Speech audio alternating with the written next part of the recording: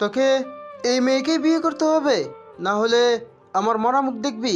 নাফিস সাহেবের কথা শুনে নেহাজ বিরক্তির চোখে তাকালো। পাশেই ওর মা শিরিন দাঁড়িয়ে আছে। নেহাজ শিরিনের কাছে গিয়ে বলে, মা, তোমার হাজবেন্ডকে বলে দাও আমি এমন বয়সে বড় কোনো মেয়েকে বিয়ে করতে পারবো না। আর তাছাড়া বাংলা সিনেমার বরবাদের মতো করে ওনাকে কথা বলতে নিষেধ করো। নেহাজের মা, তোমার ছেলেকে বলো এই বিয়ে হবেই, মানে হবে। জলদি পাঞ্জাবি পরতে বলো। 30 মিনিটের ভিতরে ও যদি রেডি হয়ে না বের হয়েছে তাহলে ওর খবর আছে। মা, কিভাবে আমি বিয়ে করব সিনিয়র আপুকে? আর তিনি আমার ভার্সিটির সিনিয়র ছিল। তাতে কি, 2-1 বছরের বড় হলে কিছু হয় না। তোর বাবাও তো আমার থেকে 4 বছরের বড়, কোনো সমস্যা তো হয়নি। উফ মা, ছেলেদের বয়সে মেয়েদের থেকে বেশি হলে সমস্যা হয় না, কিন্তু মেয়ে সিনিয়র হলে তা মানা যায় না। চুপচাপ পাঞ্জাবি পর। থাম থাম, আর শুনতে ইচ্ছে করছে না।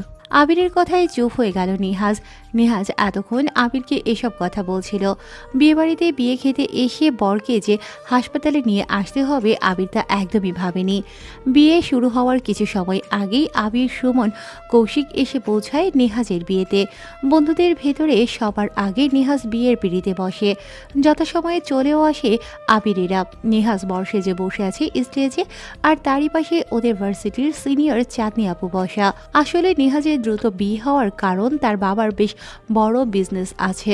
চাঁদনির বাবার সাথে শেয়ারে বিজনেস শুরু করেছে। নাফিস সাহেব বিজনেসে খুব চালক, তাই বিজনেস সম্পর্কটাকে ফ্যামিলির সম্পর্ক বানাতেই নেহাজের সাথে চাঁদনির বিয়ে ঠিক করে। বেচারা ভালোবাসে একটা মেয়েকে, কিন্তু মাঝখান থেকে জোর করে বিয়ে করতে হচ্ছে সিনিয়র আপুকে। যখন নেহাজকে কবুল বলতে বলে, ঠাস করে মাথা ঘুরে পড়ে যায় নেহাজ। আর আবিরেরাই দৌড়ে এসে নেহাজকে নিয়ে হাসপাতালে চলে আসে। নেহাজ কিছু সময় পর যখন জ্ঞান ফিরে জানতে চেয়েছিল কি হয়েছে, তখনই নেহাজ সবটা বলতে শুরু করে। সবটা শুনতে আগ্রহী ছিল আবির, কিন্তু বাধে এক বিপদে। ডাক্তারকে রেখে যাওয়া ইঞ্জেকশন নিয়ে আবির তার বন্ধু নেহাজের সাথে মজা করছিল। ঠিক তখনই একটা মেয়ে প্রবেশ করে। আবিরের দিকে তাকিয়ে বলে, এই যে মিস্টার, বাচ্চা নাকি? হ্যাঁ, শো নিয়ে মজা করছেন? যদি গায়ে ফুটে যায় সব জায়গায় ফাইলদামি করেন নাকি? রাখেন ইঞ্জেকশন। আবির ঘুরে তাকায় সেদিকে। শুধু আবির না, সবাই ঘুরে তাকায়। নাম প্লেটে মেয়েটার নাম পড়ে আবির, সিম্মি। আবির মেয়েটার মুখের দিকে তাকায়। মেয়েটার চোখ যেন আবিরকে আহত করে ফেলেছে। গোলগাল চেহারায় মেয়েটা মারাত্মক আকর্ষণীয় লাগছে। নেহাজ, সুমন, কৌশিক তাকিয়ে আছে আবিরের দিকে। নেহাজ বলে, ওই দেখ আবিরের কাহিনী, শালা হাসপাতালে এসে নার্স কেউ সারবে না। মেয়েটা গেল রে, শালার জন্য একটা মেয়ে আমাদের কপালে জুটলো না। সিম্মি এসে সুইটা নিয়ে নেয় আবিরের হাত থেকে। আবির নেহাজের পাশে বসে বলে, নেহাজ শোন, তোর চোখে সৌন্দর্যতা কাকে বলে জানিস? না ভাই। শুনবি, তোরই ভালো। এমন মেয়ে খুঁজে বিয়ে করতে পারবি। কেমন মেয়ে ভাই? এমন সুন্দর মেয়ে তো দেখছি না। আশেপাশে সব কাজের মহিলার মতো চেহারা। ও হ্যাঁ, এই যে নার্স আসছে না, এনার মতো। সিমি আর চোখে তাকায় আবিরের দিকে। সুমন বলে, তা নার্সের কথা কেন বলছিস?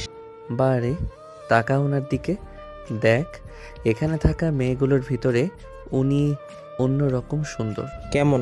সিম্মি দেখতে অপূর্ব। তার মুখটা গোল, যেন একখণ্ড জ্যোৎস্নায় ভেজা পূর্ণচাঁদ। সেই সাথে মোলায়েম, নিখুঁত, তার প্রশান্তিতে ভরা। কিন্তু এই সাধারণ মুখশ্রীকেই অসাধারণ করে তুলেছে তার চোখ জোড়া। বড় বড় চোখ যেন দুটো গভীর জলপাত্র। একবার সেখানে চোখ রাখলে আর ফিরিয়ে আনা যায় না। চোখের পাতাগুলো ঘন আর লম্বা, যেন প্রতিটা পলকে নিঃশব্দে গল্প বলে যায়। চোখের ভেতরে একটা অদ্ভুত মায়া আছে, সাথে একটা টান। এরকম বিষাদময় আবেদন, আবার ঠিক পরম কোমলতায় ভরা। কেউ যদি একবার সেই চোখের দিকে তাকায়, তাহলে যেন তার নিজের দুঃখগুলো চোখের ভাষায় খুলে পড়বে। তার ঠোঁট দুটো হালকা গোলাপির মতো, একটু নিচু করে রাখা, যেন সারাক্ষণ কিছু না বলার ভান করে, অথচ অজস্র অপ্রকাশ্য কথা জমা আছে। নাকটা ছোটোখাটো নিখুঁত গঠনের। চোখ আর ঠোঁটের মাঝের ভারসাম্যটা একে আনন্দ করে তোলে। চুলগুলো কোমরের নিচ পর্যন্ত নেমে এসেছে, আর সেটা খোপা দেখলে বোঝা যাচ্ছে। সাথে কালো, ঘন আর ঢেউ খেলানো তো হবেই। বাতাসে উড়লে তো মনে হবে রাতের আকাশে ঝড় উঠেছে। তবু সেই ঝড়েও এক অদ্ভুত ছন্দ আছে। গায়ের রং ফর্সা, যা আলো ছায়ার খেলায় কখনো গধূলির মতো, কখনো বা বৃষ্টি ফোটার মতন প্রাণবন্ত। সিম্মি যখন হাঁটে তখন তার চলাফেরায় এক ধরনের ধীরালয়ের মাধুর্য থাকে। চোখের চাহনি আর মুখের অভিব্যক্তিতে একসঙ্গে থাকে কোমলতা আর আত্মবিশ্বাস।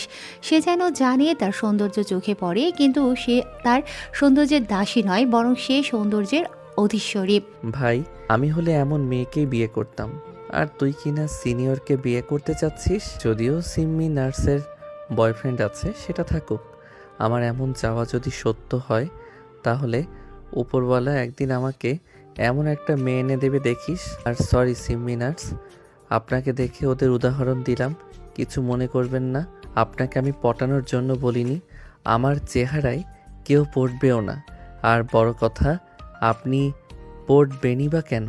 সরি, হ্যাঁ, কিছু মনে করবেন না কিন্তু। তবে আপনার কোনো যমজ বোন থাকলে অনেক ভালো হতো, কিন্তু উপরওয়ালা তা করেনি, তাই এখানেই থেমে যাই।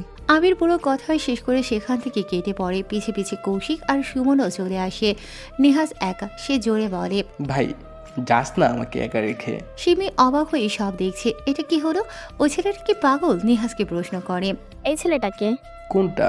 কি সব বলে গেল যে ছেলেটা, ওই যে চুল হালকা বাদামি কালার করা।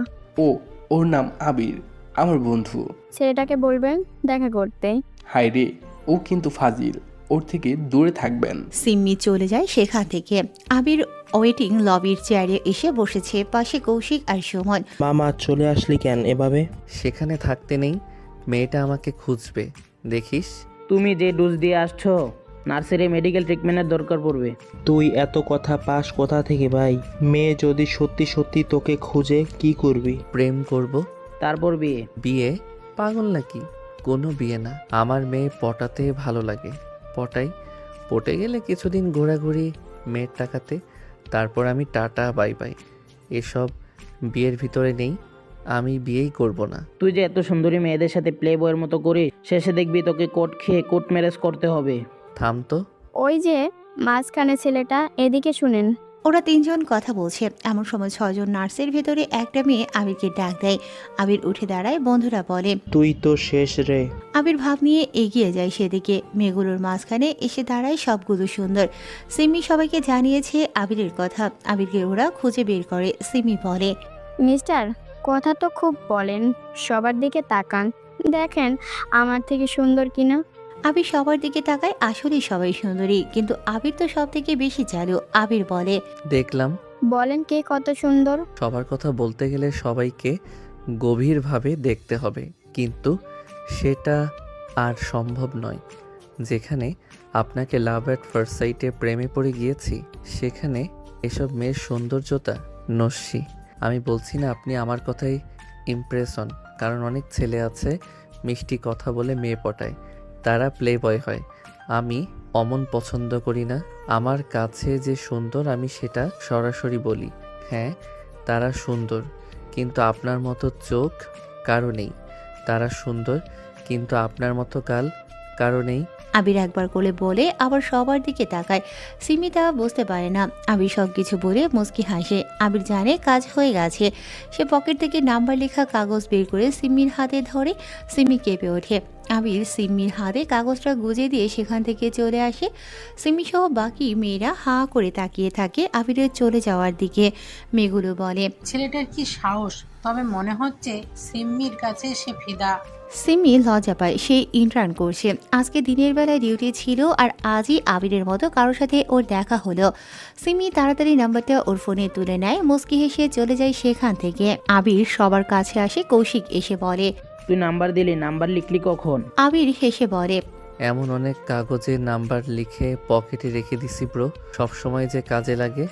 আবিরের ফোন বেজে ওঠে। তাকিয়ে দেখে তার মা আরিনা ইয়াসমিনের কল। আবির তাড়াতাড়ি রিসিভ করে। হ্যাঁ মা, বলো। কোথায় আছিস? শুনলাম নেহেজতের বিয়ে পিছিয়েছে, তা কি করিস? বাড়িতে আয়, দরকার আছে। ফট করে কেটে দেয় ফোন আরিনা। আবির একজনকেই ভয় পায়, সে হলো আরিনা। বাড়িতে থাকা সবাই ভয় পায় আরিনাকে, কিন্তু আবির একটু বেশি বাউন্ডুলে। ভয় কি আর সে ওভাবে পায়? তবুও মায়ের অর্ডার, দ্রুত যেতে হবে। আবির বাইক চালাতে থাকে। বাইকের পেছনে একটি মিনি স্পিকার লাগানো আছে। আবির বাইক চালাচ্ছে আর সেটা থেকে গান বাজছে। আবির বাড়িতে আসে। দারোয়ান রমজান চাচা গেট খুলে দিয়েছে। উনি বাইকের সামনে এসে দাঁড়ায়। বাজান, ভুলে গেছো? কতজন আসছিল চাচা? 5 জন। আচ্ছা। আবির মানিব্যাগ থেকে 500 টাকা বের করে চাচাকে দেয়। উনি সেটা নিয়ে খুশি মনে সরে যায়। আসলে টাকাটা দিয়েছে বিশেষ কারণে। প্রতিদিন আবিরের বাড়িতে কোনো না কোনো মেয়ে আসবেই। বাড়ির ভেতরেই ঢুকতে দেয় না রমজান। আবির কোট কিনে দিয়েছে ওনাকে। আবিরের বাবা সেজে মেয়েগুলোর সাথে বাড়ির সামনে কথা বলে বিদায় করে দেবে। রমজান আবিরের হয়েই কাজ করে। আজকে 5 জন মেয়ে আসছিল আবিরকে খুঁজতে। রমজান মিয়া তাদেরকে আবিরের বাবা সেজে কথা বলে বিদায় করে দিয়েছে। সেজন্যই আবির 500 টাকা তাকে দিয়েছে। আবির বাইক রেখে নামতে যাবে, তখনই আবিরের মাথার পেছনে একটা ঢিল এসে পড়ে। আবির আহ করে উঠে বলে, এমন হারামি রে, দিনে দুপুরে ঢিল মারে। আবির ঘুরতেই দেখতে পায় কালো হিজাব পরা একটা মেয়ে দাঁড়িয়ে আছে, হাতে ইটের ঢিল। আবির মাথায় হাত দিয়ে মেয়েটাকে দেখছে। হাইটে ফুটের সমান হবে। আবিরের বুকের নিচ অবধি মেয়েটা। আবির তাকিয়ে বলে, ওই কে রে তুই? কার বাচ্চা রে? রমজান চাচা, এই বাচ্চা কোথা থেকে ঢুকলো বাড়িতে? মাথাটা ফাটিয়ে ফেললো রে। ওই লম্বু জিরাফ, বাচ্চা বলেন কাকে? হ্যাঁ, আমার নাম ঐশী, আমার বয়স 22, আমি অনার্সেও পড়ি, আপনি আমাকে বাচ্চা বলেন? লম্বুক খাটাস কোথাকার, আপনি কে? হ্যাঁ, আমার চাচুর বাসায় কি করেন? চুরি করতে আসছেন নাকি? দেখে তো চোর মনে হয়। আবির হাঁ করে তাকিয়ে থাকে। মাথার পেছনের ব্যথা মুহূর্তের ভেতরেই গায়েব হয়ে যায়। আবিরকে সে চোরের মতো দেখতে বলল। হোয়াট দ্য ফাও কথা। আবির বলে, আমি চোরের মতো দেখতে? বাচ্চা বলে কি? আগে সরেও সরেয়া পড়া শেখেন। আসছে অনার্সে পড়া মেয়ে, ঢিল মারলেন কেন? ওই আবার আমাকে অপমান! চাচুর বাসায় পেয়ারা ধরেছে, ঢিল মেরে পারছি, তাতে আপনার কি? হ্যাঁ, মাথায় হেলমেট পরে কি বাড়িতে চুরি করতে ঢুকেছে? হেলমেট বাহিনী কোথাকার! হেব্বি ফাজিল তো আপনি। চিনেন আমাকে? আঙুলের টোকা দিলে গড়িয়ে পড়বে। বাচ্চা, ললিপপ নিবা? তোমার বাবা মা তোমাকে এভাবে ছেড়ে দিল কেন? কার বাসাতে আসছো বাচ্চাটা? কি বললেন? এবার যদি বাচ্চা বলেন আপনার যে কি করব। আর 1 মিনিট, মাথায় হেলমেট ছিল, আপনার মাথায় লেগেছে নাকি? মাথায় যেটাই থাক, আপনি জানতো পেয়ারা চোর। আপনাকে আমি এমন সময় একটা মহিলা বাহিরে আসে। ঐশীর দিকে তাকিয়ে বলে, ওই সঙ্গের মতো দাঁড়িয়ে এত চিল্লাস কেন? ভেতরে ডাকছি না? তোর চাচিমা আর খেতে ডাকছে, জলদি আয়। আর ছেলেটাকে? জানি না মা, হেলমেট বাহিনী, মনে হয় চুরি করতে আসছে, যত সব। আবার কিছু মনে করো না বাবা, মেয়েটা অমনি। তুমি কি প্লাম্বার, পাইপ সরাতে আসছো? আবির যেন আরো এক ধাপ শখ খায়। মেয়ের কথা না হয়ে বাদ দিল সে, কিন্তু তাই বলে মেয়ের মা তাকে প্লাম্বার বলবে? আবিরের এখন ইচ্ছে করছে কলা গাছের উপরে উঠে ঝাঁপ দিয়ে মরে যায়। ভাগ্যিস ওর বন্ধুরা ছিল না। আমাকে কি দেখতে পাইপ সারানোর লোক মনে হচ্ছে? মানে ছেঁড়া ঢেলা প্যান্ট, গেঞ্জিটা আবার কোনোই অব্দি হাতা, তাই ভাবলাম। ওরা আর কিছু বলো না, ভেতরে চলে যায়। আবিরের মেজাজ পুরো বিগড়ে গেল। মামি তাকে যেন ধর্ষণ করে দিয়ে গেছে। মেয়ের কাছে নাকি চোরের মতো দেখতে, অথচ আবিরই তার ভার্সিটির সবচাইতে সুন্দর ও স্টাইলিশ ছেলে। আর ড্রপ শোল্ডার গেঞ্জি আর ব্যাগি প্যান্ট পরা জামা কাপড় পরলে নাকি প্লাম্বারদের মতো দেখতে হয়ে যায়। ছাপড়ি বললেও তো মানা যেত। আবির বাইকটা গ্যারেজে রেখে বাড়ির ভেতরে ঢুকে। আবির বাড়ির ভেতরে প্রবেশ করে। ঐশী আবিরকে দেখে বলে, মা দেখো, ওই হেলমেট বাহিনী বাড়ির ভিতরে এসেছে, এবার কি চাচুর কাছে চাঁদা চাইবে?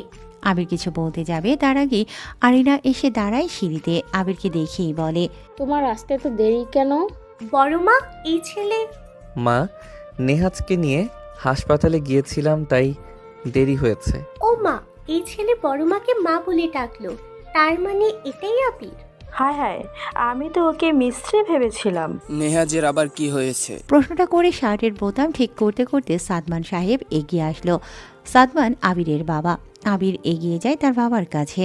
ড্যাড, নেহাজের হাই প্রেশার হয়ে গিয়েছিল কবুল বলতে গিয়ে, তাই জ্ঞান হারাই। মা, কি হয়েছে?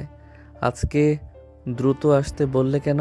হয়েছে, ওইদিকে দেখো তোর ছোট চাচি, ওইদিকে দেখ তোর দাদিমা আর মেজো চাচা আর ছোট চাচার মেয়ে ঐশী এসেছে গ্রাম থেকে। ও, এই বাচ্চা মেয়েটা তাহলে আমার কাজিন? বাচ্চা? ও বাচ্চা নয় গাধা, অনার্সে প্রথম বর্ষ পড়ছে। কিন্তু মা, আমাদের কাজিনেরা কি গ্রামে থাকতো? আগে বলনি কেন? গ্রামে কি বাড়ি আছে? আবিরের এমন প্রশ্ন শুনে অতিথিরা সবাই আহত দৃষ্টিতে তাকায়। তার মানে আবিরকে কেউ কিছুই বলেনি। আবির চুপচাপ সেখান থেকে চলে আসে। ফ্রেশ হয়ে সে যখন বাহিরে আসে, তখন কোথা থেকে ঐশী আবিরের সামনে এসে দাঁড়ায়। আপনি সরি, আমি বুঝতে পারিনি আপনি বড় চাচুর ছেলে। হুম, আচ্ছা। তো ঠিকভাবে কথা বলেন, এমন করে বলছেন কেন? এমনিতে। আছো। হুম। আবির পাত্তা না দিয়ে চলে যায়। ঐশী অবাক হয়ে আবিরের দিকে তাকিয়ে থাকে। যে মেয়ের সাথে গ্রামের সব ছেলে কথা বলতে এগিয়ে আসে আর ওই মেয়েকে শহরের ছেলে পাত্তা দিচ্ছে না, ভাবতেই ঐশীর গা জ্বলে ওঠে। সে একাই বলে, পাত্তা না দিয়ে ভাব মেরে চলে যাওয়া লম্বু খাটাস, তোমার ভাব আমি বের করব। এমন সময় আরিতা এসে দাঁড়ায়। আবিরের বড় বোন, সে বলে, আবিরের পাত্তা চাও? এই মেয়ে বলে কি? ওর পাত্তা কেবল পটানো অবধি থাকে, এরপর আর নয়। তা পটলা কখন? কি যে বলেন আপু, পটাবো নাকি আমি? আসলে মিস্টেক হয়েছিল, আমি তাই সরি বলতে এসেছিলাম, কিন্তু কথা বললো না আপনার ভাই। ওটা তোমার জন্য মঙ্গল, শুক্রিয়া আদায় করো। যাও। কেন? ও যে লেভেলের ছেলে, তোমার কপাল ভালো ও তোমাকে এড়িয়ে চলছে। আরিতা আর কিছু না বলে সেখান থেকে চলে যায়। ঐশী অবাক হয়, এ দুই ভাই বোন কি পাগল? আরিতা আবিরের বড় বোন, বিয়ে ঠিকঠাক, ছেলের বাড়ি গ্রামে। আরিতা যাকে ভালোবাসে সে বড় ডাক্তারও, তার সাথেই বিয়ে হবে আরিতার। ওদিকে আবির ওর মা বাবার সামনে বসা। আবিরের এমন আগমনে ওরা কিছুটা বিস্মিত, তবুও স্বাভাবিকভাবে বসে আছে দুজন। মা, গ্রামের আত্মীয় আছে আমাদের, তা বলনি কেন? কখনো বেড়াতে নিয়ে যাওনি কেন? তোমরাও গ্রামে যাওনি কেন? আমি জানি না, তোর বাবাকে জিজ্ঞেস কর। হ্যাঁ ড্যাড, বলো কি সমস্যা? তুমি বলনি কেন আমাদেরকে? আসলে জমি জমা নিয়ে একটু ঝামেলা ছিল, তো তাই গ্রাম থেকে এসবের জন্য চলে আসি। তোর দাদু একটু ঝামেলা করেছিল। দাদু বেঁচে আছে আমার? তোর দাদিকে দেখলি না, এখনো জোয়ান কেমন। দাদাভাই আরো জোয়ান। দাদিমার সাথে কথা বলেছিস? কিভাবে বলবো, কাউকে তো চিনি না। কিন্তু ওনারা এখানে কেন? আর বলিস না রে, আরিতার সাথে যে ছেলের বিয়ে ঠিক হয়েছে। ওই যে রাফিন সাহেব, ডাক্তার দুলাভাই তো। ওই ছেলে গ্রামে বিয়ে করবে। আর জানতে পারছি রাফিন তোর মেজো চাচির বোনের ছেলে। এখন বল কেমনটা লাগে? বাহ, হলে তো ভালোই হলো। গ্রামে যাব আমরা? না, গ্রামে আমরা যাব না। বিয়ে হলে শহরেই হবে। কিন্তু কেন? ওই যে বললাম, গ্রামে যাব না তাই। আবির আর কিছু বলল না, সে বাইরে আসে। তখনই আরিতা এসে আবিরের কান টেনে ধরে। আপু লাগছে তো, ছাড়ো বলছি। ছাড়বো কেন? তোর সাহস এত বেশি কেন রে? আর বান্ধবী তোর সিনিয়র হয় না? হ্যাঁ তো? তোর জন্য আমাকে ফোন করে, তোর খোঁজ খবর নেয়, আবির কি করে, খেয়েছে কিনা, কেমন আছে। ওই এসব কি ধরনের কথা? তোর সিনিয়রও বাদ যাবে না? সবাইকে পটানো লাগবে? তুই বল, আমার বান্ধবীকে পটালি কিভাবে? যে জাঁতরেল মেয়ে ছিল, ছেলেদের আশেপাশে দেখলে খ্যাক করে উঠতো, আর এখন সেই মেয়ে তোর খোঁজ খবর রাখে। কি করেছিস বল? লাগে তো, আগে কানটা ছাড়ো বলছি। আরিতা আবিরের কান ছেড়ে দেয়। আবির কানে হাত দিয়ে হাত বোলাতে থাকে। আরিতা আবার চোখ পাকায়। কি হলো বল? বলছি তো বাবা, কিন্তু বলো, বকবা না? বকবো না। চৈতির মতো বই হাতে থাকা গসিপ ছাড়া মেয়েও যে পটে, সেটা আমার জানতেই হবে। আর শালি তুই পটবি পট, আমার ছোট ভাইয়ের সাথেই কেন? তো আমার বান্ধবী না রে, দোস্ত তোর। বল কিভাবে কি করলি হারামি? আরিতার কথা শুনে আবির ঢোক গেল। আবির একদিন ওর আপুর ক্যাম্পাসে যায় রিচার্জের জন্য। ওদের আবার আলাদা করে কাজ দিয়েছিল হেড দিন। এর জন্য আরিতা মোট 7 জন মিলে একটা রিচার্জ গ্রুপ তৈরি করে। আবির গিয়েছিল আরিতাকে আনতে। সেখানেই প্রথম চৈতিকে দেখে আবির। মেয়েটা চশমা পরে, চুলগুলো কোরিয়ানদের মতো স্টাইলে কাটা, দেখতে এত বেশি কিউট যে আবিরের নজরে সরছিল না। আর বড় কথা, আবির বাদেও আশেপাশে ছেলেরা চৈতিকে দেখছে। পরে আরিতার থেকে টেকনিক্যালি জিজ্ঞাসা করে জানতে পারে চৈতি কেমন টাইপের। ছেলেদের পাত্তা দেয় না, বই নিয়ে বিজি থাকে সব সময়। আবির বুঝে যায় মেয়েটাকে পটাতে হলে তার কি কি দরকার হবে। যেদিন যেদিন আরিতা মিস করতো সেদিন আবির যেত ভার্সিটিতে। আবির ভার্সিটিতে গিয়ে আরিতার আরেক বান্ধবীকে বলে, আপু, চৈতি নামের কাউকে চিনেন? উনি কোথায় বলতে পারেন? আমি ওনার কাছে অনেক টাকা পাই, উনি চিনবে। আবির আমার নাম। কথাগুলো বলে আবির চলে আসে। সেই মেয়েটা চৈতির কাছে যায়, চৈতিকে বলে, চৈতি, আবির নামে কাউকে চিনিস? তোর কাছে নাকি টাকা পাবে অনেকগুলো, তুই নাকি দিস নাই। চৈতির বান্ধবীর কথা শুনে চৈতি ভাবে যে তার কাছে কোনো ছেলে টাকা পাবে। আবির এটাই চেয়েছিল যে চৈতি যেন তার কথা ভাবে। ঠিক তার 2 দিন পর সকালের সময় আরিতার শরীর খারাপের জন্য আসেনি রিচার্জ সেন্টারে। আবির বারান্দায় দাঁড়িয়ে আছে, চৈতি সিঁড়ি দিয়ে নামছে, মুখে সেই সিগনেচার কুল লুক। আবির হেলান দিয়ে দাঁড়িয়ে, চৈতি সহ তার বান্ধবীরাও আছে। সেই মেয়েটাই চৈতি আবিরকে দেখিয়ে দিয়ে বলে, চৈতি, ওই যে ওই ছেলেটা তোর কাছে টাকা পাবে নাকি? চৈতি তাকায় আবিরের দিকে। সাদা ঢিলে শার্টের সাথে কালো প্যান্ট ও সাদা কেটস পরা, চুলগুলো বাদামি রঙের কালার করা, হাতে একটা বই। আবিরের হাতে যে বইটা আছে সেটার নাম কোরআন ও বৈজ্ঞানিক রিসার্চ। চৈতির বইটা খুবই পছন্দ। আবির সেটা হাতে মনোযোগ দিয়ে পড়ছে। চৈতির শুরুতেই ভালো লেগে যায়। ঝাড়ির বদলে বেশ ঠান্ডা মেজাজ নিয়ে আবিরের কাছে আসে, আবিরকে বলে, এই যে মিস্টার, আপনি কি আমাকে খুঁজছেন? আবির চুপ, বইয়ের দিকে তাকিয়ে আছে। চৈতি যেন নিজের অস্তিত্ব খুঁজে পায় আবিরের ভেতরে। সে একদম একই রকম ভাবে বই পড়ে। চৈতি আবার বলে, হ্যালো মিস্টার, আপনি নাকি আমাকে খুঁজছেন? টাকা পাবেন নাকি আমার কাছে? কিসের টাকা? আবির তাকায় চৈতির দিকে, তারপর বেশ নরম কণ্ঠে বলে, হ্যাঁ পাবো তো। মানে কি আপনি? আমি কি আপনাকে চিনি? আমি চিনি। তো এখানে টাকা আসলো কোথা থেকে? কেন আসবে না বলুন তো? রোজ রোজ যে আমার মেডিকেল খরচ হচ্ছে সেটা তো আপনার জন্যই। আপনি টাকা দেবেন না তো কে দেবে? মানে কি? কিসের মেডিকেল খরচ? কি করেছি আমি? করেছেন তো। রোজ রোজ যে আপনি আমার মন আর মস্তিষ্কে ঘোরাফেরা করেন তার জন্য আমি দিন দিন দুর্বলতায় ভুগছি। হার্ট অ্যাটাকের সম্ভাবনা বেশি, মাথা ব্যথা শুরু হয়। এসবের জন্য মেডিসিন প্রয়োজন। এগুলোর খরচ আপনি ছাড়া আর কে বহন করবে? আবিরের কথা শুনিয়ে সামনে থাকা 4 জন সিনিয়র হাঁ হয়ে যায়। চৈতি কি বলবে বুঝতে পারছে না। পেছনে তাকিয়ে মেয়েগুলো মুখ টিপে হাসি শুরু করে দিয়েছে। চৈতি এবার রেগে যায়, আবিরের ঝাড়ি দিতে যাবে, তার আগেই আবির বলে, ঝাড়ি দিলে আমি স্ট্রোক করতে পারি, তখন কিন্তু খরচটা আরও বেশি। কথাটা বলে আবির হন হন করে উল্টো দিকে হাঁটা শুরু করে। চৈতির কাছে আসে ওর বান্ধবীরা, সবাই ঘিরে ধরে বলে, চলে এসেছে তোমার জীবনের প্রথম অধ্যায় বস।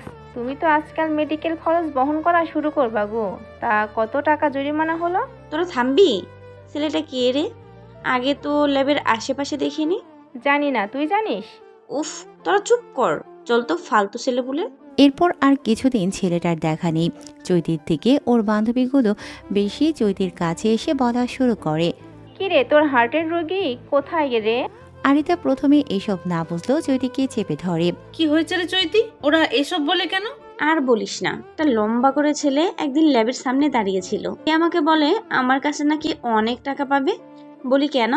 ছেলেটা বলে মেডিকেল খরচ। আমি নাকি ওর মনে ঘুরে বেড়াই, সেজন্য হাড়ের সমস্যা হচ্ছে, ডাক্তার দেখানো লাগছে। কেমনটা লাগে বল? এইসব শেষ বয়সে এসেও শোনা লাগবে? আরিতা এসব শুনে হাসতে থাকে, কিন্তু আরিতা তো জানে না তারই ছোট ভাই চৈতির পেছনে লেগেছে। অবশ্য আবির ভালো করেই জানে আরিতা এসব জানলে তার হাওয়া প্রেমটাতে পুরো বাঁশঝাড় ভরে দেবে। এই জন্য আবির সব কিছু প্ল্যান মাফিক করছে।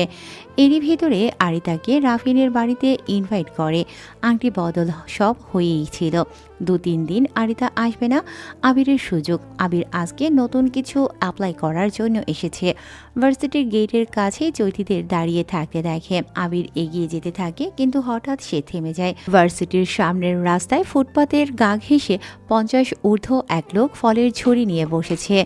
আম, কলা, পেয়ারা, মানে বাড়িতে যেসব ফল হয় সেসব বিক্রি করছে। রোদের ভেতরে বসা, কিন্তু সমস্যা বাঁধে এই ভার্সিটির ছাত্র দলের নেতা রাশিক 5 জন ছেলে নিয়ে এসেছে সেখানে। প্রায় অর্ধ বছর হতে চলেছে সরকার পতনের পরই বিরোধী দলের সব নেতা ছেলেপুলেরা দিনে দুপুরে অনেক ঝামেলা করে বেড়াচ্ছে, অথচ আন্দোলন করলো ছাত্ররা আর ফয়দা নিল অন্য দলের নেতারা। মাঝখান থেকে স্টুডেন্টদের সুবিধা তো দূর, কাজের কাজ কিছুই হয়নি। রাশিক সামনে এসে বলে, কই দাদু, আজকের টাকাটা দাও। দাদু ভাই, আজকে 1 টাকাও বিক্রি করতে পারিনি। তোমার দাদিমা অনেক অসুস্থ ছিল, টাকা লাগছে। আজকেও টাকা লাগবো, বাড়িতে আমার তো কেউ নাই, আজকে দিতে পারুম না। চুপ কর, রোজ রোজ তোর একই গান শুনতে ভালো লাগে না। ভার্সিটির সামনে তোকে ফল বিক্রি করার অনুমতি দিছি, দে 500 টাকা বের কর। টাকা নাই গো ভাই, এইটা দিলে চলমু কেমনে? তোমরা রোজ আসো, 500 টাকা নিয়ে চলে যাও, না দিতে পারলে ফল নিয়ে যাও। এমন করলে কিভাবে চলে? কত দাম বাড়িয়ে বিক্রি করব? ভাইরা কও তোমরা। পেয়ারা খুব জোর 50 টাকা দাম হয়, যদি 100 কই কেউ নিব? তোমরা আজকে যাও। টাকা তাহলে দিবি না? না, আজকে পারুম না। এই ঝুড়িগুলো ধরে রাস্তায় ফেল সব। কথাগুলো শুনেই রাশিকের পেছনে থাকা ছেলেগুলো বৃদ্ধের ফলের ঝুড়ি ধরে রাস্তার উপর ফেলে দেয়। বৃদ্ধ উঠে ওদের হাতে পায়ে ধরতে থাকে। রাশিক বৃদ্ধকে পা দিয়ে সরিয়ে দেয়। আবির বাইক থেকে নামলো। চৈতিরা এগিয়ে গিয়েও থেমে যায়। চৈতির সেই বান্ধবী রিপা বলে, দোস্ত ওদিকে দেখ, তোর হার্টের রোগী। জ্যাম পড়ে যায় রাস্তায়। একটা ছেলের হাতে ব্যাট ছিল, সে অটোতে বসা। আবির সেটা হাতে নিয়ে এগিয়ে যায়। বৃদ্ধটা আবিরের পায়ের কাছে এসে বলে, দাদু উঠুন। আবির তাকে উঠিয়ে ফুটপাতের ওপরে বসায়। কপাল কেটে গেছে তার। আবির রাশিকদের বলে, কিরে তুই এখানে কেন? তুই না অন্য ভার্সিটির ছেলে? তোকে তো আমি দেখেছি কোথাও। একদল খেয়েছে, আরেক দল ক্ষমতায় আসার আগেই খাচ্ছে। তবে সেটা সরকারি খাতের থেকে নয়, জনগণের রক্ত চুষে খাচ্ছে। সরকারের খাত হতে টাকা সরানো অন্যায়, কিন্তু জনগণের রক্ত চুষে খাওয়াটা ঘোর অন্যায় রে। বৃদ্ধের কাছে মাপ চা, আর ফল নষ্ট বাবদ 20,000 টাকা দিয়ে যাবি জরিমানা হিসেবে। আবিরের কথা শুনে হাসতে শুরু করে ওরা। রাশিক বলে, পাগল নাকি? কি বলছিস? তোর মাথা ঠিক আছে? যা এখান থেকে, না হলে তোর অবস্থা ওর মতোই করব। জরিমানা 20,000 টাকা দিবি কিনা? হ্যাঁ অথবা না। এই দেখছিস কি, ওটাকে মারিস না কেন? আবিরের দিকে দুজন ছেলে দৌড়ে আসে। আবির ব্যাট হাতে নিয়ে একটা ছেলের মাথায় জোরে দেয় বাড়ি। ব্যাট ভেঙে যায় আর ছেলেটা ছিটকে একটা অটোর কাছে যেয়ে পড়ে। রাশিকেরা থেমে যায়। আবির তার শার্টের হাতা গুটিয়ে নিয়ে বলে, ওয়ার্নিং একবারই মানায়, বারবার ওয়ার্নিং দিলে তার মূল্য থাকে না। এই জানিস আমি কে? তোকে আমি মেরে ফেলবো। আমার প্রয়োজন নেই জানার তুই কে, বরং তোর প্রয়োজন আছে আমি কে। সরকার আসবে যাবে, কিন্তু আমার পজিশন থাকবে সারা জীবন। আবির রাশিকের কাছে এগিয়ে আসে। রাশিকের গালে লাগাতার কতগুলো চর মারা শুরু করে। অন্য ছেলেগুলো ভয়ে পালিয়েছে। রাশিককে মারতে মারতে গাল ফুলিয়ে ফেলেছে। এরপর আবার রাশিকের পকেটে হাত দেয়। অনেকগুলো টাকা আছে। আবির সেগুলো বের করে। ফলের জরিমানা, চাঁদার জরিমানা আর বৃদ্ধের চিকিৎসার খরচ মিলিয়ে 30,000 টাকা হয়েছে। কাজটা ভালো করলি না। আরে দাঁড়া, কোথায় যাস? আসতে দে তোর বাপরে। এমন সময় পুলিশ আসে সেখানে। রাশিককে তুলে নিয়ে যায়। সাথে সাথেই জনগণের করতালি পড়ে।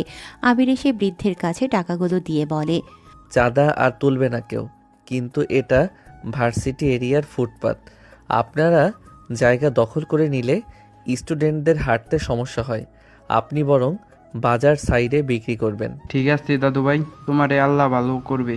আবির চলে আসে সেখান থেকে। রিপা চৈতিকে বলে, তোর হার্টের রোগী তো সেই লেভেলের জিনিস। এখন বুঝছি কেন তুই এতদিন ছেলেদের পাত্তা দিস নাই। আসলে এমন কারোর জন্য অপেক্ষা করছিলি বল?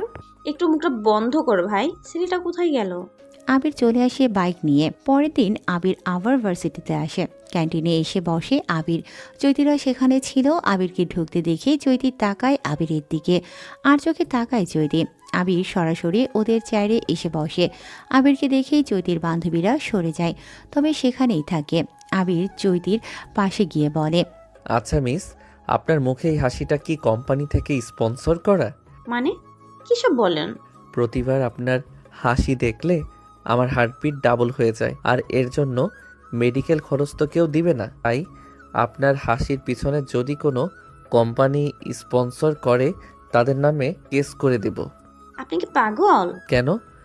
নাকি নিজেকে ওভার স্মার্ট ভাবেন? এসব পটানোর ট্রিক্স খুবই বাজে ছিল। আপনাকে কে পটাচ্ছে সেটা বলুন। আপনি? কখনো না। আপনাকে পটালে আপনি পটে যাবেন, তাই এত সহজ কাজ আমি করি না। আমি পড়বো? কখনো না। পটবেন না। বাজি ধরবেন? চৈতি ভাবতে থাকে। আবির মনে মনে বলে, তু তো গায়া ধরবাজি, তারপর বোঝাবো আবির কি জিনিস। চৈতি বলে, বাজি। তাহলে তো কিছু রুলস আছে। কি রুলস? প্রতিদিন সকালে আমাকে কল করা, আর রাতে কল করে কথা বলে ঘুমাতে যাওয়া। হ্যাঁ, এটা কেন করব? বললাম তো পটে যাবেন যদি বাজি নাখোশ করেন। চৈতি কখনো কোনো ছেলেকে পাত্তা দেয়নি। নাম্বার দিয়ে যান, দেখি কিভাবে পটান। কল না করলে পটাবো কিভাবে? যদি ভয় পান তবে থাক, আপনি এমনিতেই হারবেন। আবির পকেট থেকে নাম্বার লেখা কাগজ বের করে দিয়ে সেখান থেকে চলে যায়। চৈতি যেন বিজয়ের হাসি দেয়, কিন্তু বোকা মেয়ে জানেই না আবির তার জুনিয়র হয়ে তার থেকে কত ডিগ্রি উপরে চলে। এর পরের দিন লাইব্রেরিতে আসে আবির। সেখানে চৈতি বুক সেলফকে বই খুলছে। আবির ঢুকে একই সেলফে দাঁড়ায়। পেছন থেকে আবির ফট করে বলে, কোন বই খুঁজছেন? আপনি? ফোন করেননি তো, তাই এলাম। করব, সময় হোক। বই খুঁজছি, সাইকোলজি অফ হিউম্যান বিহেভিয়ার। দারুণ, তাহলে তো আপনি আমাকে পড়ার জন্য রেডি। মানে? কারণ আমি নিজেই এক রহস্যময় কেস স্টাডির মতো। আবির চলে আসে। চৈতি বুঝে যায় আবির ছেলেটা অতি স্মার্ট, সব দিক দিয়ে পারফেক্ট। কিছু সময় পর চৈতিরা ক্যান্টিনে আসে। ক্যান্টিনে চা খাচ্ছে চৈতি। আবির ঢুকে সামনের চেয়ার টেনে বসলো। এ কি, আপনি আবার? আমি আপনার সামনে বসে শুধু একটাই প্রমাণ করতে চাই।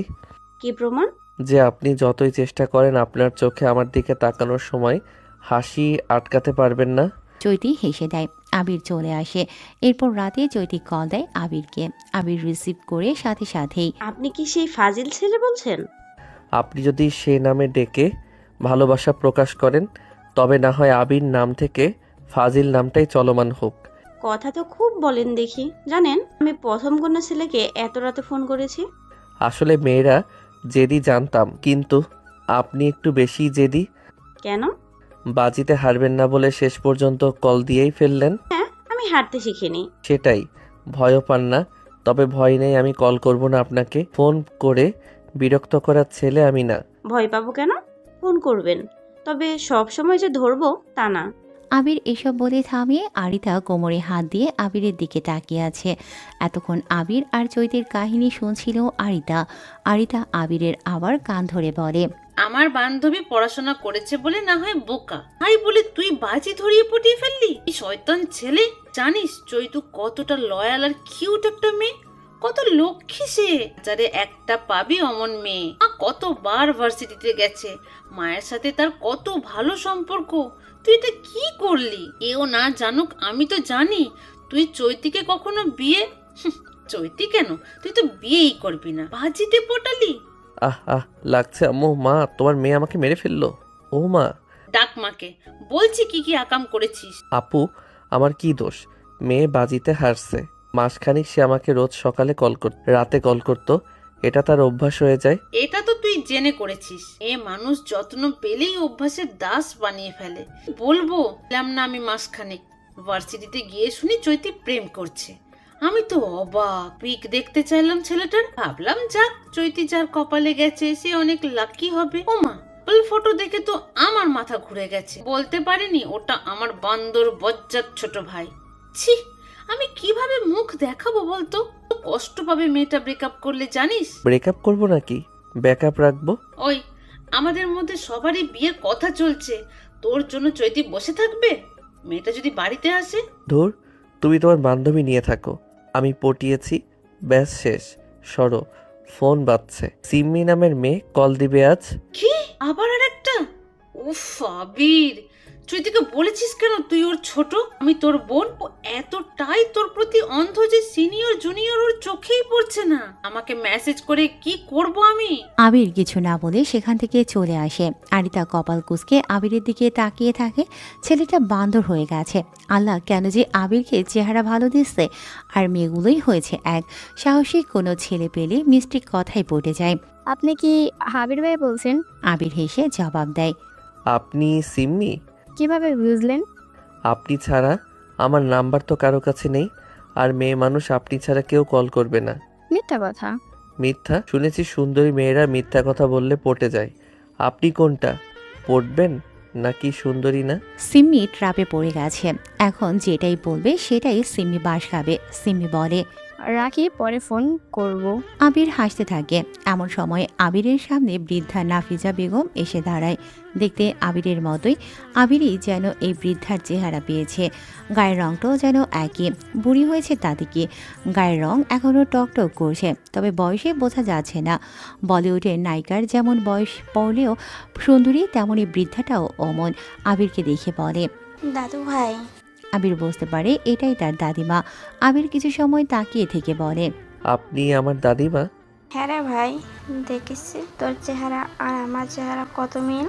কিন্তু বড়ি, তুমি তো এখনো জোয়ান, ভাবছি তোমাকে নিয়ে পালাবো।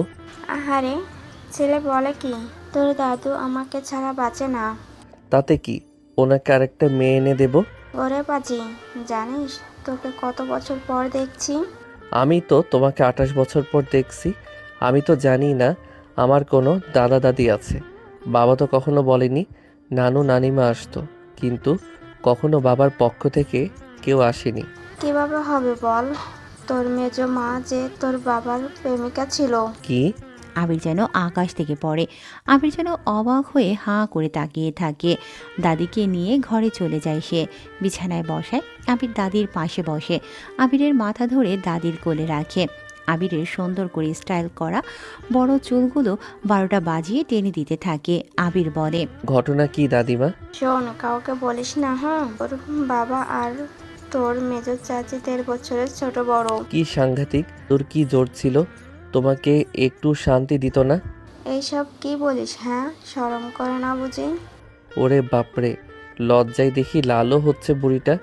এমন বউ আমার চাই চাই। থাম, শোন আগে তো, তোর মেজো চাচিকে তোর বাবা ভালোবাসতো, আর তোর মেজো চাচিও তোর বাবাকে অনেক ভালোবাসতো, কিন্তু সব ঝামেলা হয়ে যায় সালমান মানে তোর মেজো চাচার জন্য। সালমান মেজো বউ সাদিয়াকে ভালোবাসতো। রোজ তোর মেজো চাচি সাদিয়ার পিছনে ঘুরতো, সাদিয়াকে ভালোবাসার কথা বলেছিল, আরো অনেক বাজে কথা বলেছিল তোর চাচা। তোর দাদুর প্রভাব দাপটে তখন ছিল, এখনো আছে, তাই কেউ এসব নিয়ে তোর দাদুর কাছে বিচার দিত না। এরপর সাদিয়া তোর মেজো চাচাকে চর মারে, তোর বাবাকেও বলে সবটা। তোর বাবা বাড়িতে এসে সালমানের সাথে অনেক মারামারি করে। শেষে সালমান বলে, আমি ওই মেয়েকে বিয়ে করব, না হলে কার হতে দেব না। ব্যাস, এসব নিয়ে যে সে কি ঝামেলা বাড়িতে হয় তোর দাদু সব জানতে পারে।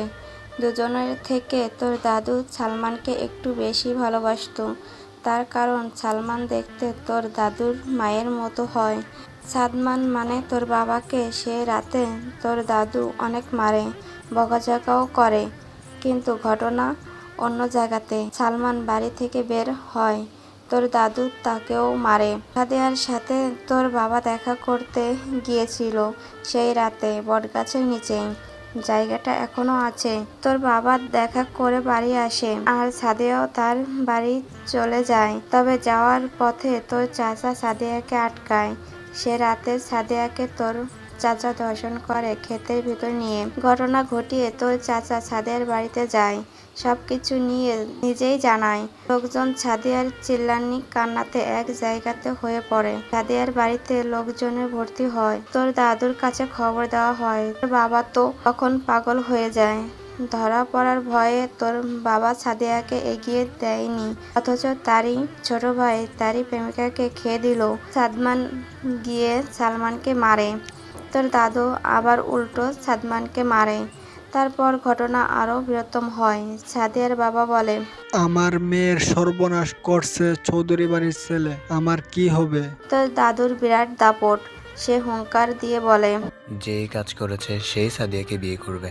তোর বাবা তো আরো ক্ষেপে যায়। সে বলেছিল যেটাই হোক সেই সাদিয়াকে বিয়ে করবে, কিন্তু তোর দাদু তা হতে দেয়নি। দেবেই বা কি করে? মান সম্মান যে আরো যাবে। ছোট ভাইয়ের নোংরা জিনিস বড় ভাই বিয়ে করবে, এটা কি হয়?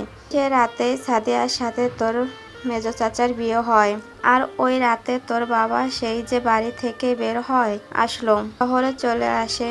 আমরা এক চাচাতো ভাই মানে ওনার দূর সম্পর্কের মামার কাছে, সেখানে থেকে পড়াশোনা ব্যবসা করছে। তোর মা ছিল ওই বাড়ির মানে তোর বাবার মামার মেয়ে, না মানে মেয়ের বান্ধবী। তোর নানুও ছিল ক্ষমতাবান। তো যাই হোক, তোর মাকে বিয়ে করে শহরে থেকেছে। তোর নানুর মাধ্যমে তোর বাবা বিরাট বিজনেসের সাম্রাজ্য বানিয়েছে। এজন্য তোর বাবা কখনো আর গ্রামে যায়নি, আর তোদের কাউকে গ্রামে কথা বলেনি। শুধু তোর মা জানতো। তোর দাদুর উপরে রাগ, তোর চাচার উপরে রাগ, আর বড় কথা তোর চাচি তো তোর বাপের প্রাক্তন প্রেমিক। কিভাবে যাবে বাড়িতে? আবির শটান উঠে বসে। এতক্ষণ যেন সে একটা ঘোরের ভেতরে ছিল। যা শুনছে তা যেন কোনো মুভির কাহিনী। এত কিছু হয়েছে। আবির পানি খেয়ে এসে আবার কোলে শুয়ে পড়ে। দাদির চুল টানা খেতে আবিরের বেশ ভালোই লাগছে। আবির প্রশ্ন করে, কি একটা পেঁচালো সম্পর্ক হয়ে গেছে বলো দাদিমা। আমার না হওয়া মাকে আমার দেখতেই হবে দাদিমা। বাবা আমারে খেপায়, ব্যাডারে এইবার পেয়েছি। 1 মিনিট দাদিমা, মেজো চাচা ছোট চাচিমা তার মেয়ে আর তুমি আসছো। বাবা মেজো চাচার সাথে কথা বলছে। না রে, তোর চাচা কিন্তু অনেক ভালো। এখন বিয়ের পর সে যেই ভালো হয়েছে। মাঝ কালাম পরে বিজনেস সামলায়, অনেক নাম ডাক। চাচা পুরো উপজেলায় অনেক নাম। ঝামেলা একটা আছে, ওটা তোর জানার দরকার নেই। হ্যাঁ, তোমরা এত বছর পর এখানে আসলে কেন? আগে আসনি কেন? আবিরের কথা শুনে দাদিমা দীর্ঘ একটা নিঃশ্বাস নিলেন। কিছু সময় আবিরের চুলগুলো মুঠো করে ধরে রাখে। বেরি আবিরের চুলের 12টা বাজাবে আজ। নীরবতা কাটিয়ে দাদিমা বলল, তোর দাদু অসুস্থ হয়ে পড়ে, স্বপ্নে তোর বাবাকে দেখে। অসুস্থর ঘরে আমার বড় ছেলে কই, আমার বড় ছেলে কই শুরু তোলে। এর ভিতরে স্বপ্নে দেখে তোর বাবা অ্যাক্সিডেন্ট করেছে। তোর বাবার অনেক রক্তের দরকার, বাবা নাকি আর নেই। পর থেকে তোর বাবাকে দেখার জন্য পাগল হয়ে গেছে, কিন্তু উনি আসবে না। বুঝিস না বেটা, মানুষ কি পারুক বা না পারুক, কষ্টে মরে গেলেও জেদ কমবে না।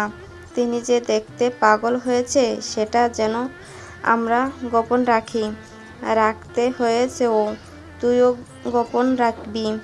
আরেকটা কারণ হলো তোর বোন আরিতা, ও তোর সেই বাবার প্রেমিকার বোনের ছেলে, মানে তোর মেজো চাচির বোনের ছেলে। সে চেয়েছে গ্রামে বিয়ে করবে। এখন যে বাড়িতে জানানোর পর সেখান থেকে এখানে লোক আসে আরিতাকে দেখতে। সব পরিচয় জানার পর বাদে ঝামেলা। বাবা আরেকটু বেঁকে বসে। সেই জন্য তোর দাদু পাঠিয়েছে তোরকে নিয়ে যেতে। তোদের সবাইকে গ্রামে যেতে হবে, না হলে পুরোটা খেপে যাবে। এর জন্য তোর মেজো চাচাকেই পাঠিয়েছে। তোর মেজো চাচা এসে তো তোর বাবার সাথে এখনো কথা বলেনি। আমি চাইছি তুই তোর চাচার সাথে কথা বল, তারপর তোর বাবার সাথেও। সব কিছু ঠিকঠাক করে চল গ্রামে। আবির সব শুনে ভাবতে থাকে এই ঝামেলা কিভাবে মেটাবে। এমন সময় শোনা যায় কোনো মেয়েলি কণ্ঠ, দাদিমা, ও দাদিমা। এই তো আমি। মেয়েটা দরজায় উকি মারে ঐশী এসেছে। আবির তার দাদিমার কোলে শুয়ে এতক্ষণ ওর বাপ দাদার ইতিহাস শুনছিল। সন্ধ্যা পার হয়েছে। বাড়ির পেছন থেকে ল্যাম্পপোস্টের আলো ঠিক যেন অলস কোনো বিড়ালের মতো জানালা দিয়ে ঘরের ভেতরে ঢুকে মেঝেতে সাদা ছায়া ফেলে রেখেছে। জানালার পর্দাটা হালকা দুলছে, আর বাতাসে মিশে আছে শিউলি ফুলের মিষ্টি গন্ধ। বাইরের আঙিনায় সন্ধ্যা পাখির ডাকের সাথে মিশে আছে হাসনাহেরা ফুলের গন্ধ। ঘরের ভেতরটা শান্ত আরামদায়ক। বিছানার একপাশে শুয়ে আছে আবির। 6 ফুট 2 ইঞ্চি লম্বা চওড়া দেহ, মাথাটা দাদিমার কোলে রাখা। দাদিমার আঙুলগুলো আস্তে আস্তে তার চুলে বুলিয়ে দিচ্ছে। মুখে স্নেহে চিরচেনা হাসি। আবিরের চোখ বন্ধ করে আছে, যেন দুনিয়ার সব ঝামেলা থেকে মুক্তি পেয়েছে এই একজোড়া মমতাময় হাতের ছোঁয়ায়। ঠিক তখনই করিডোরে শোনা গেল হালকা পায়ের শব্দ আর দাদিমাকে ডাকার কণ্ঠ।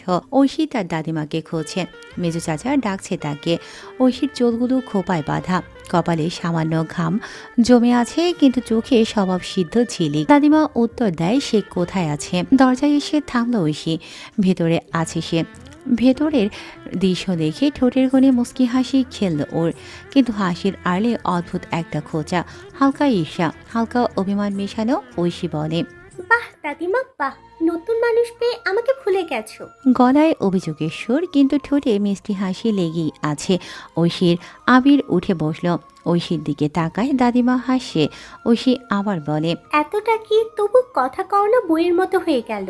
বউ তো তার নতুন মানুষের কাছে। দাদিমা মাথা নাড়লেন, যেন এই অভিযোগ একদমই মেনে নিতে পারছেন না।